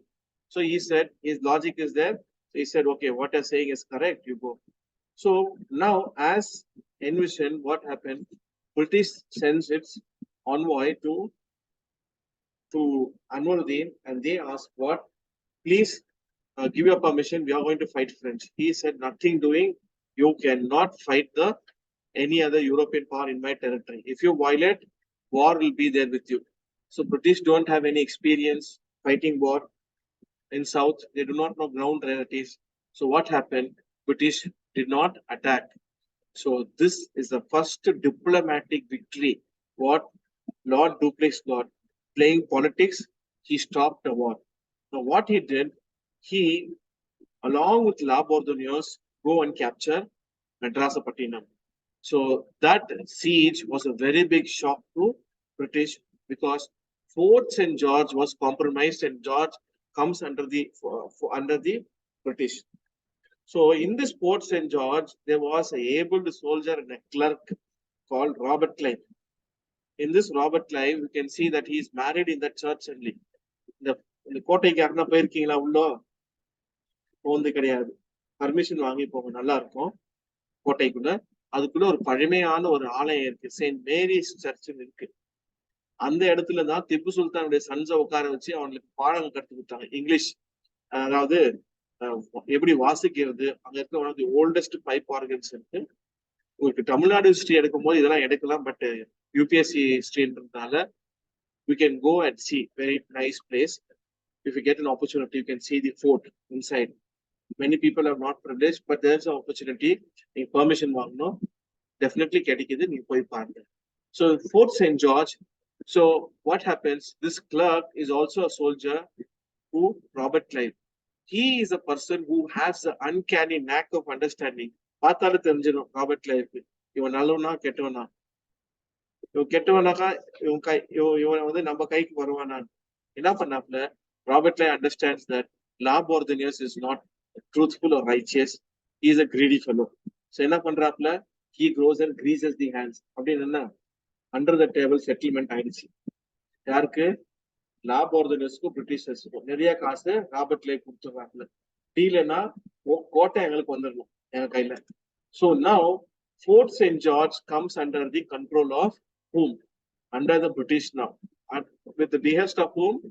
Robert Clive's politics. Now, information goes to Santom, where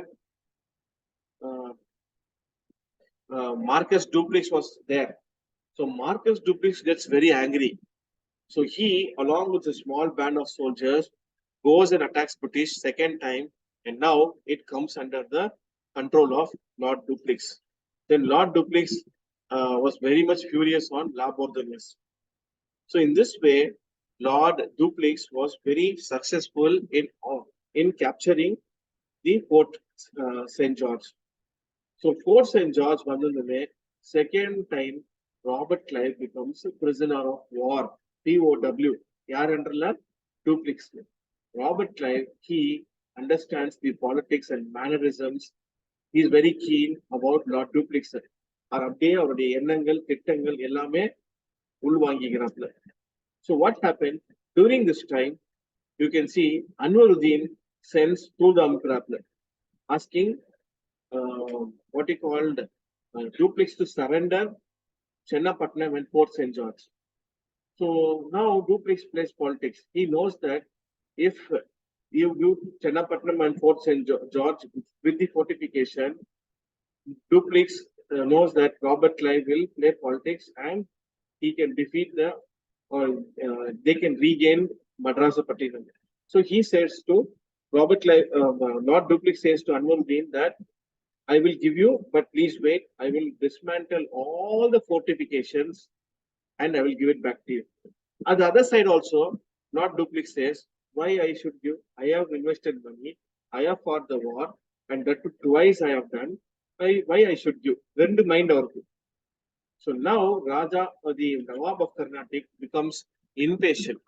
So Anwaruddin, he sends a mighty army of more than 10,000 men of the people in the Adayar, the backside of the Adayar River. அதுல 10,000 வீரர்கள் அவங்களுடைய பெரிய bots ஷிப்ஸ்ல வராங்க to fight. So சாந்தோம்ல இருந்து இங்க சாந்தோம்ல இருந்து தகவல் போகுது யாருக்கு? Duplex that Anwaruddin is coming with mighty army. இப்போ என்ன பண்ண முடியும்? 10,000 பேர் வராங்க. அவுட் இருக்கிறது 200 பேர் 300 பேர் தான் இருக்காங்க, யூரோப்பியன் சோல்ஜர்ஸ் தான். இது 300 பேர் வச்சுட்டு என்ன பண்றதுன்னு அவர் யோசிக்கிறாப்ல. Anyhow we are soldier, we are European company, we have to fight. So he puts on the mouth of the strategic.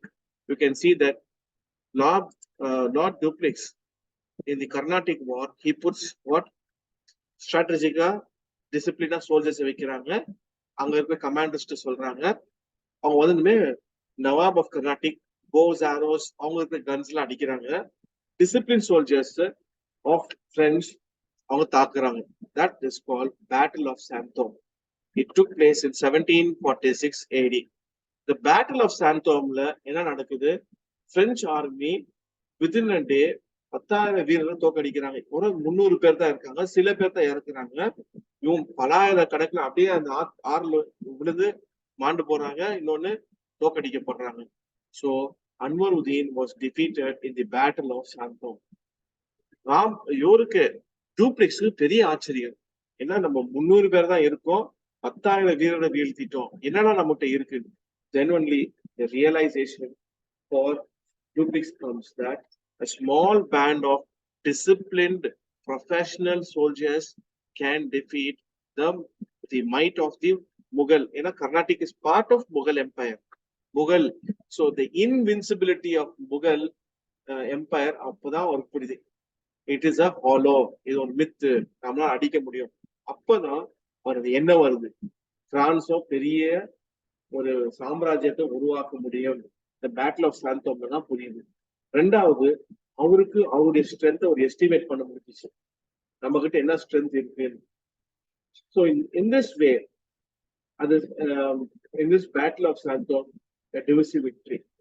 So யூரோப்ல என்ன நடந்துச்சுன்னா, எதற்காக பிரிட்டிஷ் இங்க பிரான்ஸை தாக்க வந்தாங்க பிரெஞ்சு சோல்ஜர்ஸ்? அங்க போர் நடக்குது, உள்நாட்டு போர். அது என்னன்னா Austrian war of succession. So France England தான் பெரிய வல்லரசு யூரோப்ல. ஸோ அவங்க வந்துட்டு என்ன செய்யறாங்க, யார் நம்முடைய ஆளு இதுல உட்காடுறாங்க. இப்ப எப்படி India plays politics in Sri Lankan elections, Nepal elections, China plays நம்முடைய ஆள் தான் உட்காரணும். இல்ல அதே தான் இந்தியா சைனா வர்சஸ் ஸ்ரீலங்கா, அதே மாதிரி எடுத்துக்கங்க பிரான்ஸ்ல. ஸோ ஆஸ்திரியால யார் உட்காரணும், நம்ம ஆள் தான் உட்காரணும். So this goes for years. So later இந்த கர்நாடிக் வாரம் பிரெஞ்சுடைய அங்க Austrian war of succession end ஆகுது. So they sign a treaty called Aix la Chapelle. வார்ல பார்க்கலாம், ஸ்டோரி ஒன்லி பாருங்க, then war will be very easy. அது பண்ணது என்ன ஆகுது? இப்போ செகண்ட் வார் தொடங்குது. எப்போ யாரு காரணம்? டூப்ளெக்ஸ் தான் காரணம். அவருடைய ஆம்பிஷன் எப்படி பிரெஞ்சு கம்பெனி எப்படின்னா நம்ம பாலிடிக்ஸ் பண்ணி நம்ம டெரிட்டோரியல் கெயினும் நம்ம மணியை வாங்கணும், நம்ம ஆல் இண்டியா பவர் ஆகணும். So there is a succession problem. அன்வருதீனுக்கு ஏற்கனவே இந்த பேட்டில் ஆஃப் சாந்தோம் தோத்து போறாரு. அவருக்கு ஒரு பெரிய நெருக்கடி கொடுக்குறாப்புல அவருடைய மருமகன் சாந்து சாஹிப். அவர் வந்து நவாபானோன்னு ஒரு ஆசை. அதே மாதிரி 1748 நிசாம் உல் முல்க் இறந்து போறாப்புல. நிசாம் உல் முல்க் இறந்து போயிருந்தமே அவருடைய மகன் நசீர் ஜங் உட்கார்றாப்புல நிசாமா. இந்த நசீர் ஜங்குக்கு போட்டியா முசாஃபர் ஜங்கு வராப்புல. இந்த முசாஃபர் ஜங்கு போட்டியா வரும்போது என்ன பண்றாப்புல, ரெண்டு இடத்துலயே போட்டி இருக்கு. ஸோ பிரான்ஸ் டூப்ளெக்ஸ் என்ன பண்றாப்புல, சாந்து சாஹிப் கர்நாடிக்லயும் முசாஃபர் ஜங்க ஹைதராபாத்லயும் அவரு என்ன செய்யறாரு, அவருடைய சப்போர்ட் கொடுக்குறாப்புல, ஆர்மி கொடுக்குறாப்புல, ஸ்ட்ராட்டஜி கொடுக்குறாப்புல. அதே மாதிரி பிரிட்டிஷ் யாருக்கு சப்போர்ட் கொடுக்குறாங்க, அன்வருதீன் கர்நாடிக்லயும் நசீர் ஜங்குக்கும் ஹைதராபாத்லயே கொடுக்குறாங்க. பட் என்ன, லார்ட் டூப்ளிக்ஸ்க்கு பயங்கரமான எக்ஸ்பீரியன்ஸ் இருக்கு, வார் பண்ணி லேண்ட்ல இருக்கு. So he was able to win. ஏன்னா அவருடைய எஸ்டிமேட் பேட்டில் ஆஃப் சாந்தோம்லே கிடைச்சிருச்சு. எப்படி வாரை வின் பண்ண முடியும்ன்ற எக்ஸ்பீரியன்ஸ் அது பிரிட்டிஷ் கிடையாது, அந்த எக்ஸ்பீரியன்ஸ். ஸோ ஆனா இங்கதான் பாலிடிக்ஸ பார்க்கணும். தட் சாந்த் சாஹிப் வந்து இவர அன்வருதீனை பேட்டில் ஆஃப் ஆம்பூர்ல அன்வருதீனை கொண்டுறாங்க. சாந்த் சாஹிப் வந்து French forces. So Chand Sahib becomes what? The Nawab of Carnatic. When Chand Sahib becomes Nawab of Arcot, இவருக்கு நிறைய காசு கிடைக்குது. யாருக்கு? டூப்ளிக்ஸ்க்கு. அப்புறமா என்ன கிடைக்குது? டெரிட்டரிஸ் கிடைக்குது. நார்த்ல ஹைதராபாத்ல முசாஃபர் ஜங் பெரிய வெற்றி அடைஞ்சிடறாப்புல. நசீர் ஜங்க சிரசேஜன் செஞ்சிடறாங்க. He was beheaded. So Muzaffar Jung becomes what? The new Nizam. When he becomes new Nizam, French gets lot of money. Now they get territory. அது மட்டும் இல்ல, இந்த நார்தர்ன் சிர்கார்ஸ் சொல்லுவாங்க. விசாகப்பட்டினத்துல இருந்து அந்த full strip of land to the borders of Bengal, அந்த full strip of land is called northern Circars. அந்த நார்தர்ன் சிர்கார் உடைய எல்லா டெரிட்டரியும் அதுக்கு கீழே இருக்கிற ஃப்ரம் கிருஷ்ணா ரிவர்ல இருந்து இந்த பார்டர்ஸ் ஆஃப் கன்னியாகுமரி, கேப் காமரி வரைக்கும் அந்த ஸ்ட்ரிப் ஆஃப் லேண்ட் யாரு? நவாபுன்னு சொல்லிட்டு ஒரு பெரிய டைட்டில் கொடுக்குறாங்க, ஹானரரி. யாருக்கு? டூப்ளிக்ஸ்க்கு. இந்த நவாபும் கிடைச்சிருந்தவே அப்ப இருந்த அகமது ஷா எம்பரர் இந்த டைட்டில வந்து கன்ஃபார்ம் பண்றாப்புல, நவாப்.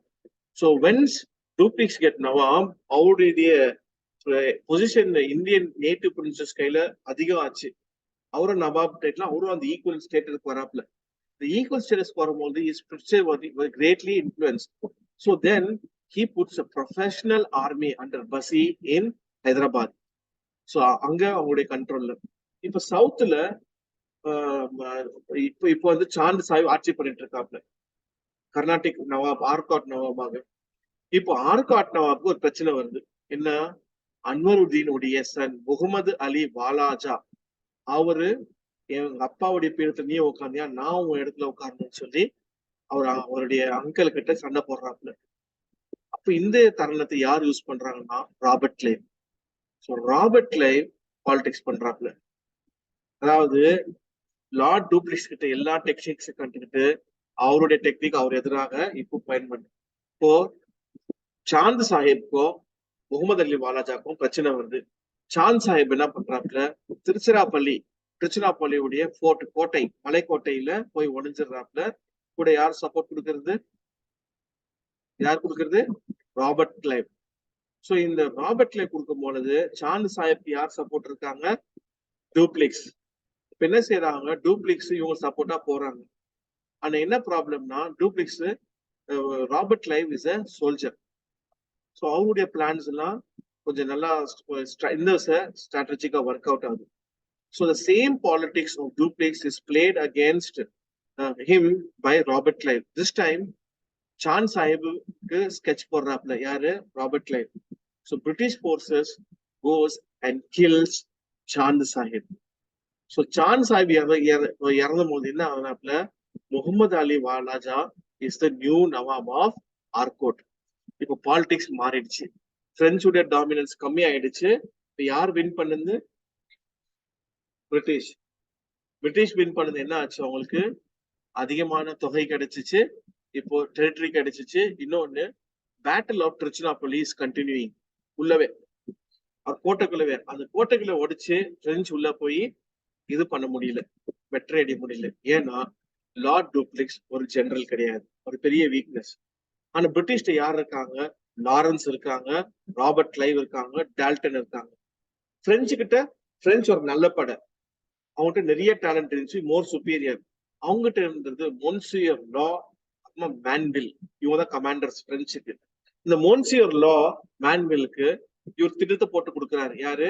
டூப்ளிக்ஸ். ஆனா இந்த திட்டம் எப்படி நான் இருக்கும்னா, அது வந்து பாலிடிக்ஸா இருக்கும். ஆனா அது செயல்படுத்தும் போது வெற்றி வராது, எதுவும் ஒர்க் அவுட் ஆகாது. ஏன்னா ஒரு ஜெனரலுக்கு தான் தெரியும், ஒரு படை தளபதிக்கு தான் தெரியும் எந்த இடத்துல எங்க ஒரு ட்ரூப்ஸை கொண்டு போகணும், என்ன யுக்தியை கையாளணும், என்ன மாதிரி வெப்பனரி யூஸ் பண்ணணும், என்ன தந்திரங்களை யூஸ் பண்ணி நம்ம பிடிக்கணும், எனிமியுடைய ஸ்ட்ரென்த் என்ன, அது களத்துல தான் தெரியும். அந்த களத்துல இருக்கிற போர் வீரனுக்கு தான் அதோட தெரியும், ஆனா அட்மினிஸ்ட்ரேட்டர் தெரியாது. So in that way, Lord Duplex is not a skillful what you call soldier. So என்ன செய்யறாப்ல, இந்த போர் 2ஆம் கர்நாடிக் போர் தொடங்குது, 5 வருடம் தொடர்ந்துட்டே போகுது. So can you see, if a war goes on for here, what will happen? What happened to Aurangzeb? என்ன நடக்கும்? Treasury கஜானா காலி ஆயிடும், நிறைய பணம் பொருள் சேதம், நிறைய உயிர்கள் சேதம். Then you lose your what you call many important generals, territory எல்லாமே. ஸோ கம்பெனி வார்ஸும் போது இங்கிலீஷும் அவங்க வார் கண்டினியூ ஆகும்போது அவங்க என்ன சம்பாரிச்சாங்க இந்த பெங்கால் மற்ற ஏரியால, பெங்கால் எல்லாமே இப்போ லூஸ் பண்றாங்க.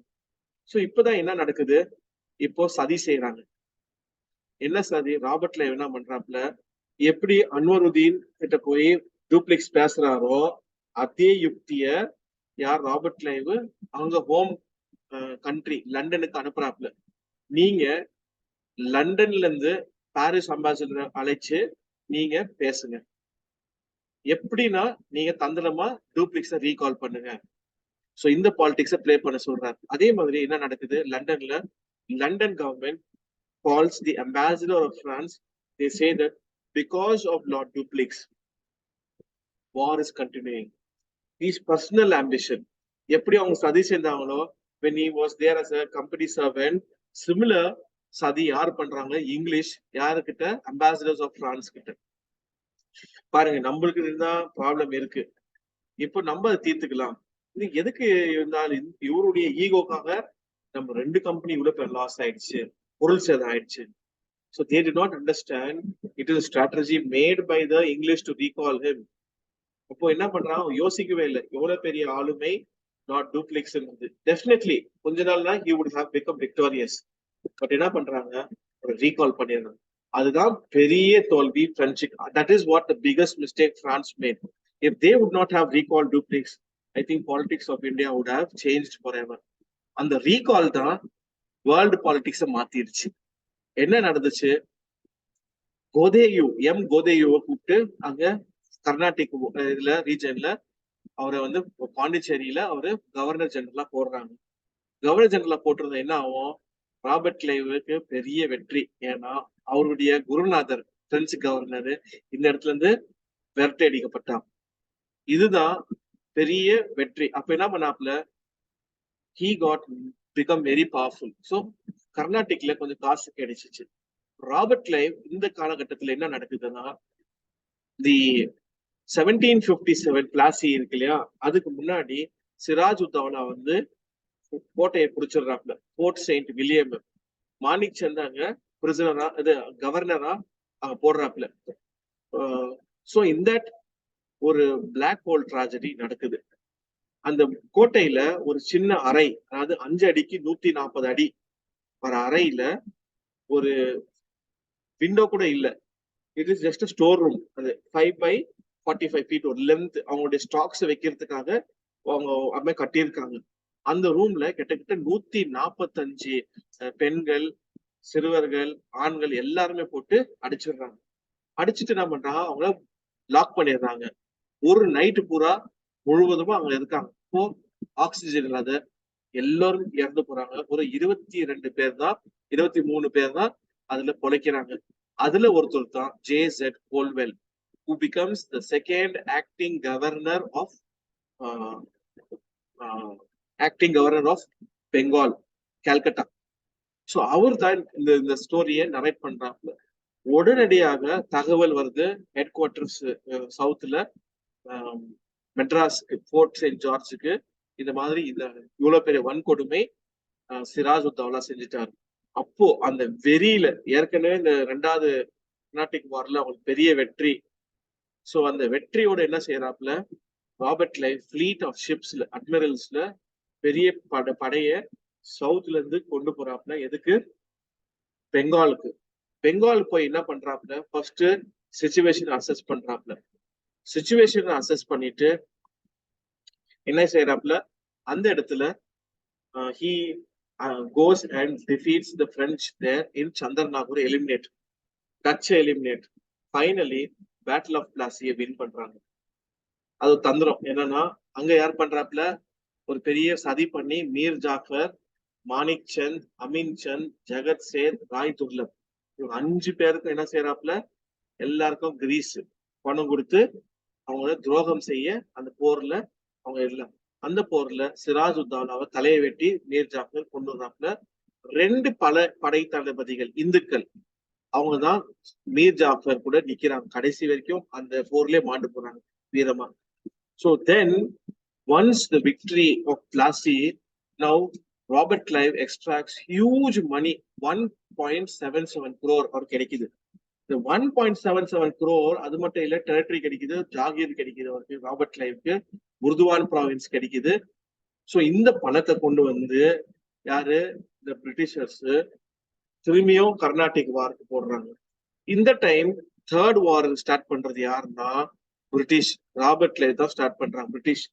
காரணம், அவங்களுக்கு இந்த பிரெஞ்சை முழுவதும் அழிச்சிடணும். அவங்க எப்படியோ அழிச்சிட்டாங்க. சோ பிரெஞ்சு எங்க இருக்காங்கன்னாக்கா, அவங்களுடைய பிரசன்ஸ் கர்நாடிக்ல இருக்கு, ஆனா அவங்க பாண்டிச்சேரியில இருக்கு. இன்னொன்னு ஹைதராபாத், அந்த இடத்துல பசி இருக்காப்ல, அவங்க கண்ட்ரோல்ல இருக்கு ஹைதராபாத். சோ பிரெஞ்சு எப்படினாலும் தோக்கடிக்கணும்னு சொல்லிட்டு இந்த காசு கொண்டு வந்து சவுத்ல இம்ப்ளிமெண்ட் பண்றாங்க. அப்போ கவுண்ட் டி லாலின்ற ஒரு பெரிய பட தளபதி அட்மிரல், அவர் தான் பிரெஞ்சு கவர்னர் ஜெனரலா நியமிக்கிறாங்க. இந்த கவுண்ட் டி லாலி இவர் என்ன செய்தாரு, ஒரு பெரிய மிஸ்டேக் பண்றாப்ல. Instead of how daringly Lord Dupleix goes and attacks the Fort Saint George, he did not attack Fort Saint George. ஒரு சின்ன கோட்டையை போய் அடிக்கிறாப்ல. அந்த கோட்டை தான் டச்சுடைய முதல் கோட்டை, தேகாப்பட்டினம், தேவனாம்பட்டினம், போர்ட் செயின்ட் டேவிட். முதல்ல சொன்ன இல்லையா, போர்ட் செயின்ட் டேவிட், அந்த கோட்டையை பிடிச்சிடுறாப்ல. அது சின்ன கோட்டை, அதாவது இருக்கிறது வந்து பறக்கிறதுக்கு போயிட்டாப்ல. பிரிட்டிஷ் என்ன செஞ்சாங்க, நேரா வந்து அவங்களுடைய தலைநகரத்துக்கு பிடிச்சிட்டாங்க, பாண்டிச்சேரி. இப்ப என்ன ஆச்சு, பசி வர கூப்பிடுறாங்க, பசினால ஒன்னும் செய்ய முடியல ஹைதராபாத்ல. So in this way British was very powerful. அப்ப கவுண்டி லாலியுடைய சவுத்ல ஃபோர்ட் டேவிட்ல வந்ததுமே இன்னொரு ஃபோர்ட் இருக்கு, பர்டிகுலர்லி வண்டிவாசி ஃபோர்ட். அந்த இடத்துல வந்து ஃபோர்ட் சர் அயர்கூட் என்ற ஒரு general, major general Sir Eyre Coote அண்டர்ல ஒரு பெரிய ஆர்மி. அவங்களுக்கு அதிகமான பணம் இருக்கு இப்போ பிரிட்டிஷ், ஏன்னா பெங்கால்ல சம்பாரிச்சது. அந்த காசு கொண்டு வந்து நிறைய ஆமுனிஷன்ஸ், ஸ்ட்ராட்டஜி, நிறைய பெரிய ஒரு படையை பில்டு பண்ணி கவுண்டி லாலிய அவரு தோக்கடிக்கிறாப்ல. தோ French forces were much superior compared to the English. வண்டிவாசி போர்ல French totally decimated. So in this way, the money from Bengal decimated French in the Carnatic War. இந்த மணியை வச்சு என்ன பண்றாங்க பிரிட்டிஷ், மைசூர் போரையும் மராட்டா போரையும் தொடர்றாங்க. So once they became, so எங்க பாருங்க ஒரு இடத்தையா பிடிக்கிறாங்க, பஃபர். ஸோ இதுதான் பாலிசி ஆஃப் ரிங் ஃபென்ஸ் உடைய strategy. So now you can see that Lord Dupleix, he rose to the occasion and he was very much what you call reduced expenditure, public salaries. So he was a man who stood and changed the politics of the Pondicherry.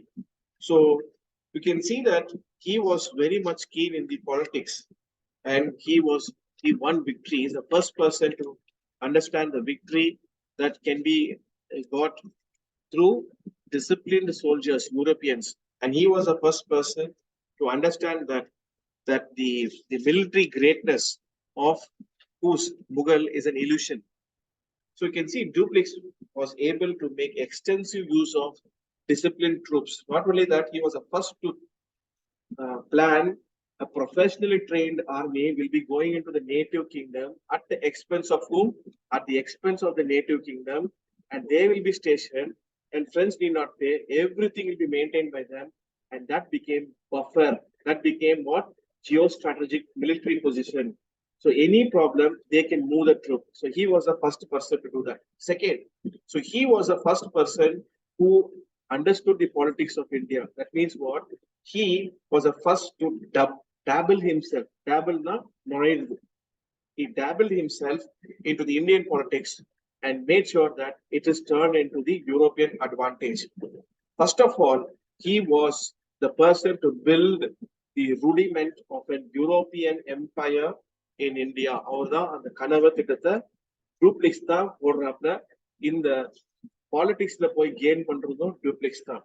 So GB மலேசன் என்ற ஒரு பெரிய historian, British historian, அவர் ஒரு சின்ன ஒரு estimate கொடுக்குறாப்ல.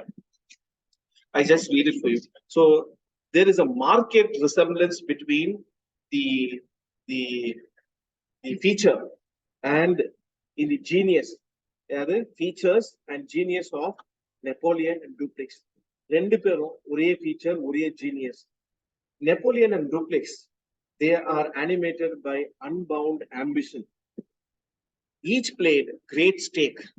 Each displayed in their final struggles a power of vitality, a richness of resource, and a genius.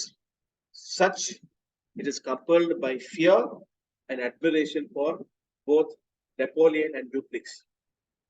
Their names will still remain and will ever remain to the posterity as examples of enormous value, struggle with adversity, and a dominant mind and a resolute will.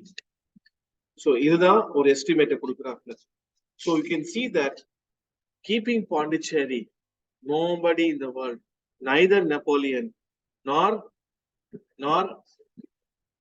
what you call, you can say the Greek conqueror Alexander, never ever thought keeping Pondicherry that they will build a world empire.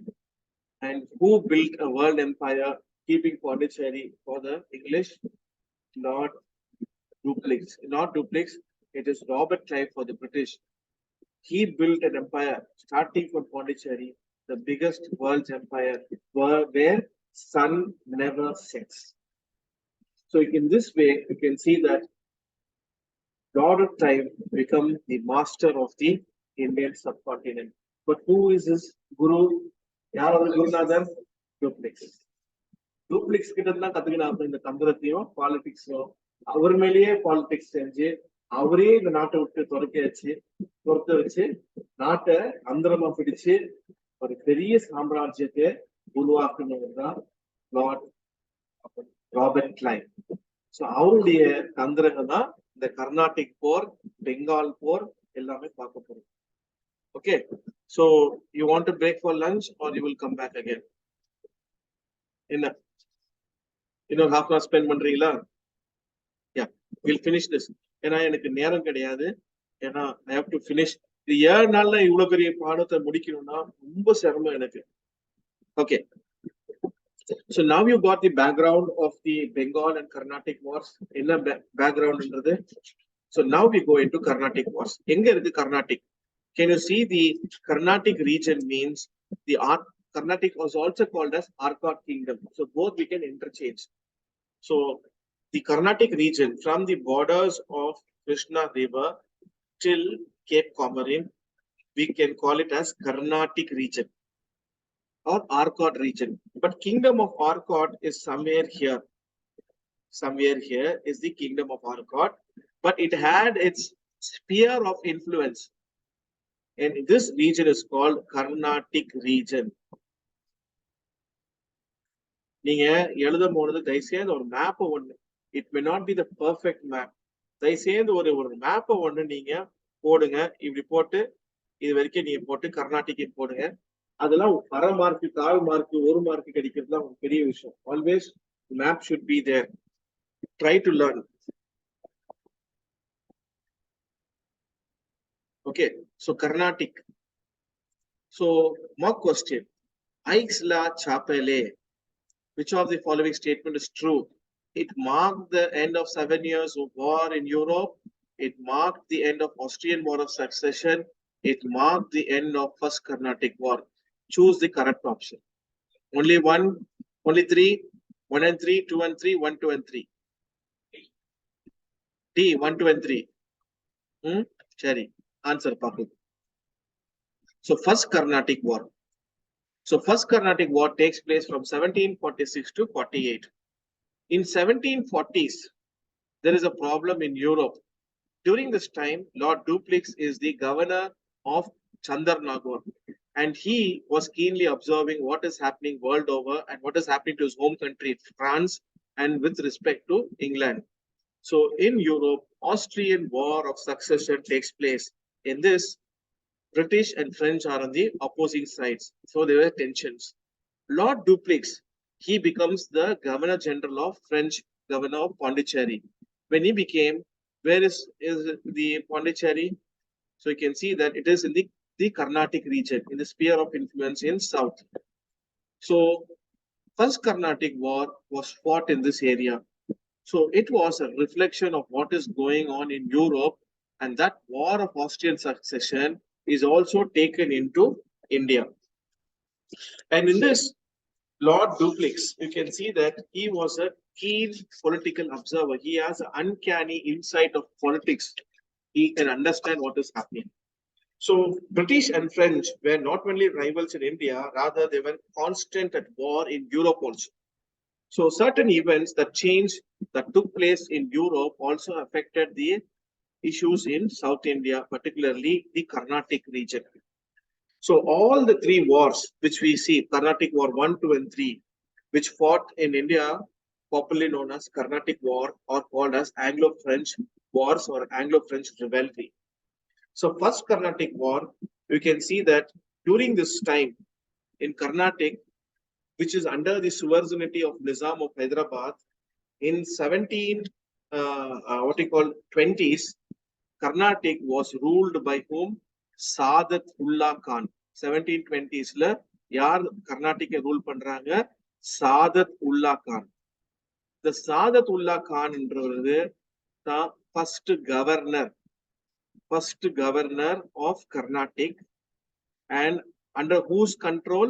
Under the control of Nizam, and they were under the Mughal Empire. Under central government is Mughal. So Sadatullah Khan slowly, he lays the foundation of an autonomous state in Carnatic. Later, Sadatullah Khan is succeeded by his successor in the Arcot. You'll find that Dost Ali. And this Dost Ali is succeeded by his successor, Safdar Ali.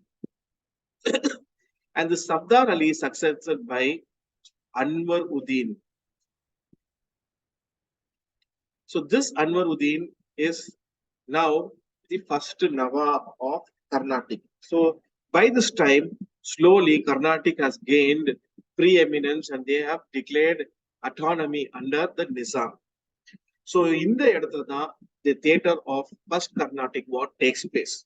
So Austrian War of Succession takes place in French, English, and France. So that comes to India, and English, they want to play politics. So what did they do? They send the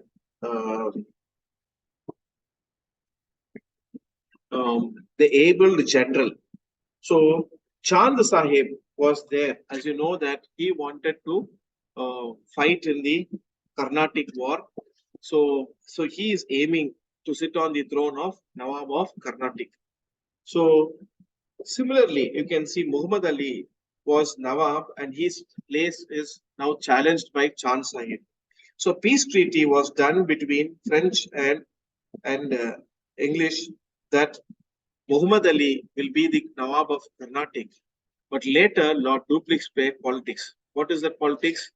That he goes and asks Nawab not to make any, let Carnatic and be a theater of war between English and France. So he won a diplomatic victory. Later, the English captured the French ships. So La Bourdonnais was called, And finally, you can see that La Bourdonnais and Dupleix go and capture Fort St. George. And now, who's taken as prisoner of war for the first time? Robert Clive. Again, La Bourdonnais is bribed, and now La Bourdonnais gives back what? Gives back the Fort St. George. Earlier to this engagement of Lord Dupleix, he had promised Anwaruddin Dupleix that I will hand over Madras once I capture. But once the French ships were captured by British, La Bourdonnais is called the French governor from Mauritius.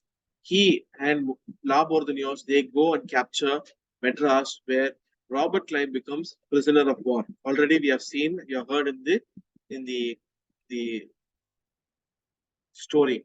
So La Bourdonnais was heavily bribed with the help of whom? Robert Clive.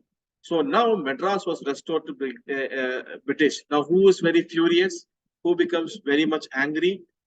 Dupleix now becomes very angry. He goes and retaliates, and he goes alone with a small band of soldiers, and Madras is captured again. Now who becomes the prisoner of war for the second time? Robert Clive. So when Robert Clive becomes, we can see that Anwaruddin is pestering to give them the Madrasapattinam and Fort St. George. But Dupleix refused. Why? Because he wanted it to dismantle the forts and then hand over. And he is also thinking in second mind, why I have to give? By the time Anwaruddin grows impatient, and he comes with a mighty army of what? Of the Carnatic, and he comes and attacks the French forces in Santhome. So that is the start of what? Battle of Santhome. In this Battle of Santhome, Anwaruddin is defeated, and now now Dupleix is the victor in this. So you can see surrender of Madras takes place in 1746. In the surrender of Madras, what happens? They exchange prisoners of war. Robert Clive now is exchanged by the British. So this prisoner of war goes back to Fort St. George. And in Canada, the British also go and capture. Since French has captured their territory in India in Fort St. George, in Canada, English go and capture the place called Louisburg region. Enga Canada யாருக்கு பிடிக்கிறாங்க? British போய் French உடைய territory called Louisburg region பிடிச்சிடுறாங்க. இந்த லூயிஸ்பர்க் ரீஜனை பிடிச்சிட்டு negotiate பண்றாங்க. இந்தியால யாரு என்ன பிடிக்கிறாங்க? இந்தியால ஃபோர்ட் செயின்ட் ஜார்ஜ் யார் பிடிக்கிறாங்க? பிரெஞ்சு, இங்க English. So now they exchange these enclaves. So Fort St. George was given back to English. Louisburg region was returned back to France. In the first Carnatic War. The first Carnatic War has also two sides. It had both external factor as well as internal factor. The external factor is what? Austrian War of Succession. The internal factor is the politics of Dupleix. Okay. So first war. Then finally, Aix-la-Chapelle was signed. The Aix-la-Chapelle was signed, and in 1748, this brought the end of Austrian War of Succession, as well as it officially ended the First Carnatic War. So, though the Carnatic War ended in 1746 with the surrender of Madras, but it was officially signed with this treaty, where Madras was given back to British, and Louisburg region was given back to French in Canada. What were the terms of this Treaty of Aix-la-Chapelle? Madras was restored to British. Quebec, Louisburg region was restored back to French. Exchange of prisoners of war and mutual restitution of conquest. So now you see the mock question. Which of the following statements? It marked 7 years war or Austrian War of Succession? Austrian War. So that means first is not the so first statement wrong. Second statement, it marked the end of Austrian War of Succession, Aix-la-Chapelle. Yes. Second question, it marked the end of First Carnatic War. Yes. So that means statements 2 and 3. Which is the correct option? C. UPSC question.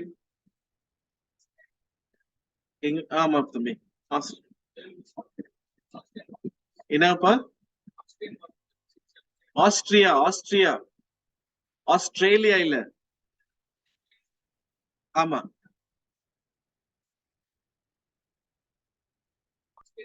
அது third வார்ல வரும். First வார்ல கிடையாது. First வார்ல ஆஸ்திரியால யாரு அந்த ஆஸ்திரியாவுடைய அரியணையில யார் உட்காரணும்? English ஆளா French ஆளா? இது ரெண்டு பெரிய நாடுகளுக்கு போட்டி. அந்த எக்ஸாம்பிள் தான் சொன்னேன். இந்தியா சைனாவும் ஸ்ரீலங்கால யார் பிரசிடென்டா இருக்கணும், பிரைம் மினிஸ்டரா இருக்கணும்ன்றது போட்டி. இந்த அனாலஜி கொடுத்த உங்களுக்கு புரிஞ்சுச்சுங்களா? அதே இது எக்ஸ்டர்னல் ஃபேக்டர், அது இன்டர்னல் ஃபேக்டர், டூப்ளிக்ஸ் உடைய ஆம்பிஷன். ரெண்டு ஃபேக்டர் இருக்கு. ஓகேங்களா? இப்ப பாப்பீங்க. So first Carnatic War 1746 to 48. French won. Who are the main key players? Dupleix, Robert Clive, La Bourdonnais, Anwaruddin and Chand Sahib. இவங்க தான் major players. But key players வந்து டூப்ளிக்ஸும் ராபர்ட் கிளைவ் தான், லா போர்தனியஸ் யூரோப்பியன்ஸ்ல. So battle of Santhome யார் win பண்றாங்க? French won, Dupleix and Anwaruddin are the main players. இப்போ இந்த ஃபர்ஸ்ட் கர்நாடிக் வார் நீ கேட்டீங்க இல்லையா? ஃபர்ஸ்ட் கர்நாடிக் வார்க்கு எவ்வளவு ஃபேக்டர்ஸ் இருக்கு? ரெண்டு ஃபேக்டர் இருக்கு. External factor, first Carnatic war has Austrian war of succession. Internal factor என்ன? Politics of Dupleix. புரியுதுங்களா? ஃபர்ஸ்ட் கர்நாடிக் வார்க்கு ரெண்டு காரணம். ஒன்னு Austrian war of succession, second Dupleix உடைய என்ன, அவருடைய ஈவில் ஆம்பிஷன். ஈவில் ஆம்பிஷன் சொல்ல முடியாது, இஸ் ஆம்பிஷன். ஏன்னா எல்லா போர்களும் ஈவில் தான். You cannot justify war. Okay, so second Carnatic War takes place from 1749 to 1754. So who among the following was the first European to initiate the policy of taking part in quarrels of Indian princes with a view to acquire territory? Who? Dupleix. Answer. So Dupleix started to interfere in the local affairs. எங்க?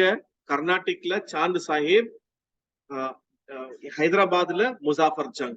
So you can see that two issues வரும்போது ஆஹா கண்ணு நடுத்துன ஆசையா வந்துருச்சு. என்ன? டூப்ளிக்ஸுக்கு இன்னும் ambition அதிகமாச்சு, இன்னும் territory வரணும், இன்னும் காசு வரணும். So then he plays this politics. So in Carnatic, Nawab Anwaruddin was supported by Robert Clive. Other side, Chand Sahib was supported by Dupleix. In Hyderabad, Muzaffar Jung was supported by Dupleix, and Nazir Jung was supported by whom? By the English. So you can see that Robert Clive is the first person to initiate the policy of taking part in quarrels of Indian princes to acquire territory. So you can see where is the what you call the Nizam, where? Here, Nizam of Hyderabad or Nizamate. Where is Hyderabad? Somewhere here is Hyderabad. Where is Carnatic? Here. So இந்த இடத்துல யார் யாருக்கு போட்டி? Anwaruddin and versus Chand Sahib. Here யார் யார் போட்டி? Nazir Jung versus Muzaffar Jung.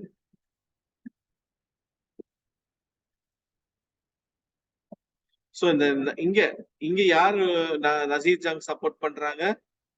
British. இந்த இடத்துல அன்வருதீன் யார் சப்போர்ட் பண்றாங்க? பிரிட்டிஷ். சோ முசாஃபர் ஜங் யார் சப்போர்ட் பண்றாங்க? பிரெஞ்சு. And சாந்த் சாஹிப் யார் சப்போர்ட் பண்றாங்க? French. So you can see that French supports. So இந்த இதுல வந்து யாரு செகண்ட் கர்நாடிக் வார்ல Anwaruddin is killed. When Anwaruddin is killed, Chand Sahib becomes what? Nawab. When in the Nazir Jung is killed, who becomes Nawab? Muzaffar Jung. So ஒரு வார் வந்துட்டு ஒரே நாள் நடக்காது, பல வருடங்கள் நடக்கும், பல மாதங்கள் நடக்கும். So you can see first part of warல பிரெஞ்சுக்கு பெரிய வெற்றி, செகண்ட் வார்ல. இப்பதான் politics of Robert Clive comes. Robert Clive என்ன பண்றாப்ல திரும்பியும் பொசிஷன் டிஸ்பியூட் வருது. எங்க ஃபர்ஸ்ட் வந்து முசாஃபர் ஜங் பிரிட்டிஷும் நசீர் ஜங் பிரிட்டிஷும் முசாஃபர் ஜங் பிரெஞ்சு வின் பண்ணிடுறாங்க. இப்போ ஒன்ஸ் பிரெஞ்சு வின் பண்ணதுமே என்ன கிடைக்குது, நார்தர்ன் சிர்காஸ் உடைய பெரிய பகுதி, அதாவது விசாகப்பட்டினத்துல இருந்து பெங்கால் வரைக்கும் நார்தர்ன் சிர்காஸ் உடைய நவாபாக யார் ப்ரொக்ளைம் ஆறாப்ல, லார்ட் டூப்ளிக்ஸ். ஸோ டூப்ளிக்ஸ் நான் இந்த தருணத்துல என்ன ஆகுது, சவுத்துல சாந்த் சாஹிப்புக்கு எதிராக யார் வராப்ல, ராபர்ட் கிளைவ் வந்து அன்வருதீனுடைய மகன் வாலாஜாவுக்கு சப்போர்ட் பண்றாப்ல. So you can see that Walajah comes and he also supports. So Nazir Jung was contested. Nazir Jung தோத்து போறாப்ல, முசாஃபர் ஜங். இங்க சவுத்துல செகண்ட் கர்நாடிக் வார்ல என்ன நடக்குது, சாந்த் சாஹிப் யார் கொண்டுறாங்க, டூப்ளிக்ஸ் and British forces. Now Muhammad Ali Walaja becomes and sits on the throne. So when Walaja sits on the throne, what happens? Now Battle of Tiruchirappalli continues. Finally, Lord Dupleix is removed from where? From India through politics of Robert Clive. Godeyu replaces. When Godeyu comes, you can see that slowly there's a victory for the English. So Dupleix now loses his position. So in the Battle of Armut, first idhula enna aayidhu, Anwaruddin இறந்து போறாப்ல, சாந்த் சாஹிப் கொண்டு வந்து Robert Clive. So in this way, British became the masters of Carnatic region. So you can see French still have their command under Bassi in Hyderabad. So once Muhammad Ali Walaja's son goes to Tiruchirappalli, Dupleix also goes mounted to capture, but Robert Clive supports Muhammad Ali Walaja, and finally French forces were defeated, as well as politics of Lord Dupleix. Now what happened? They recalled French governor Lord Dupleix and they replaced by M. Godeyu. So in 1755 January, a conditional treaty was signed, and though the war got ended in 1754, it ended with a treaty with the Treaty of Pondicherry, with the treaty, and finally second war came to an end. So you can see that 54, Dupleix was removed from the French affairs, Godeyu was appointed. Now Muhammad Ali Walaja is a new Nawab. Now British got control over entire Carnatic. In Hyderabad, still French has their control and their army is under the control of Bassi. So second Carnatic war ended with Treaty of Pondicherry 1755. Okay, so exchange of prisoners of war, and in this there is no external factor, only internal factor. What is the internal factor? British ambition.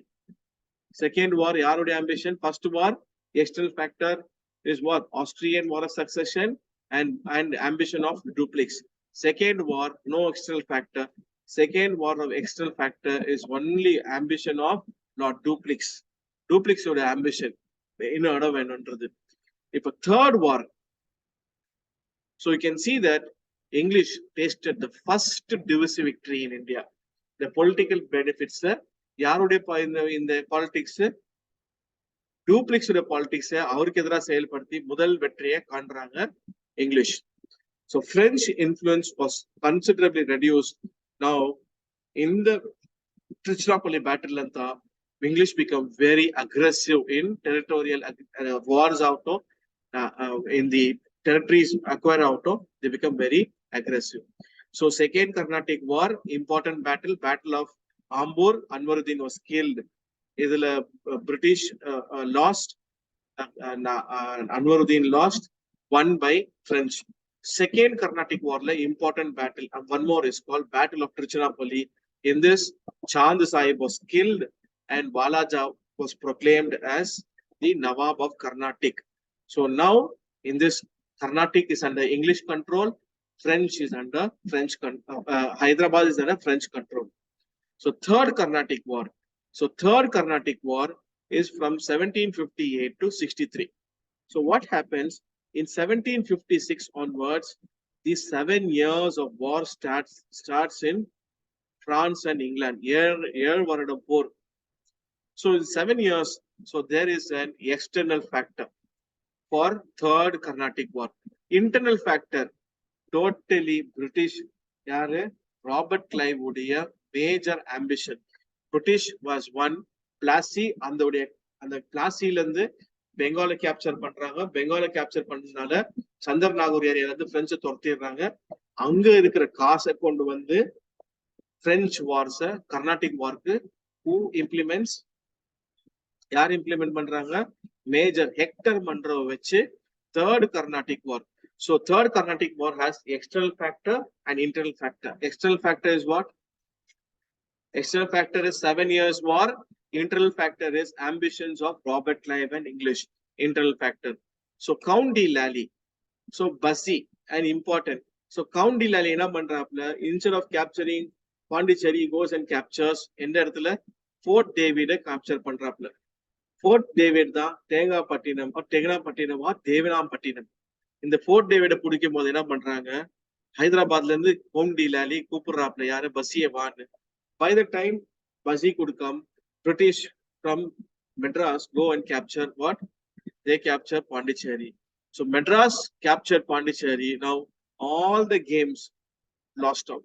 So still some forces were there in the Carnatic region. So இந்த இடத்துல யார் அனுப்புறாங்க? Sir Ayerkut அனுப்புறாங்க. So Ayerkut comes with the money power backing from Bengal. He brings a very strongest army against whom? Against the Count de Lally. Count de Lally home government அனுப்புறாப்ல இதெல்லாம். ஆனா அவரால support கிடைக்கல.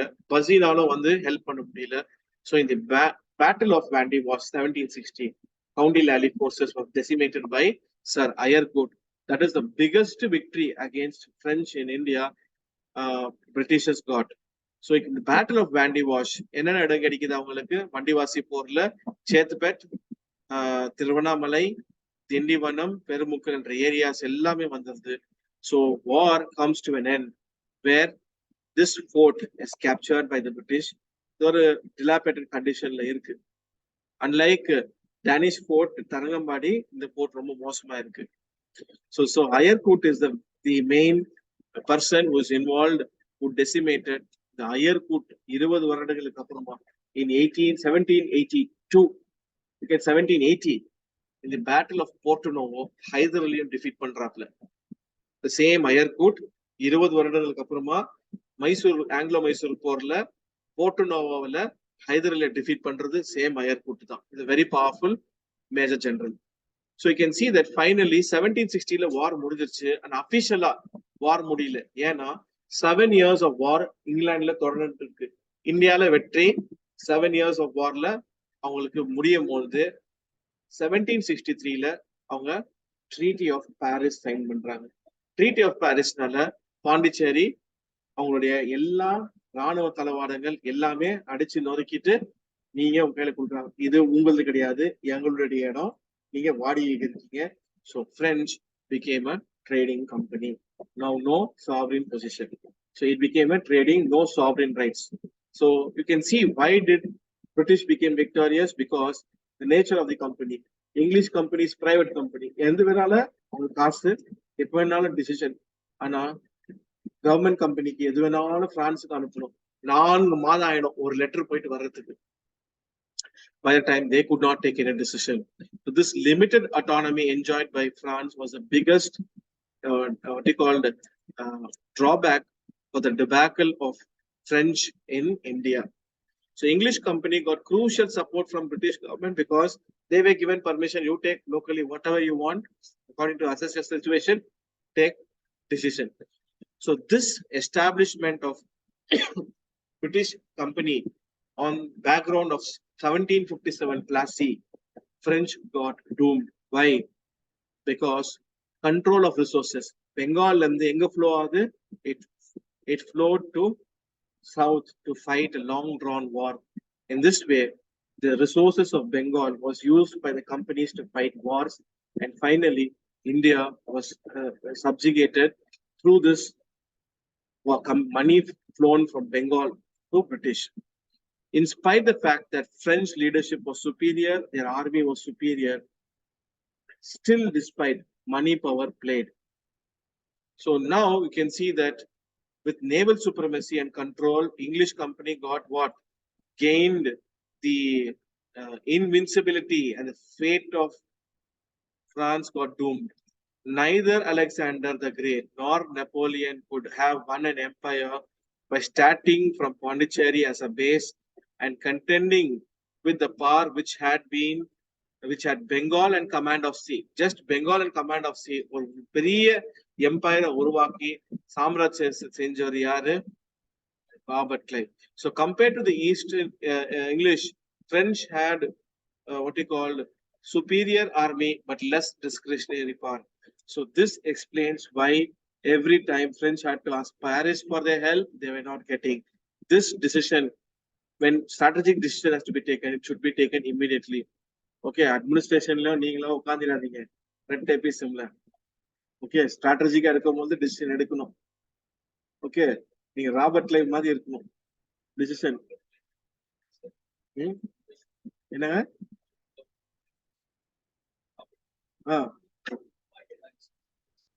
இருக்கட்ட விடுங்க.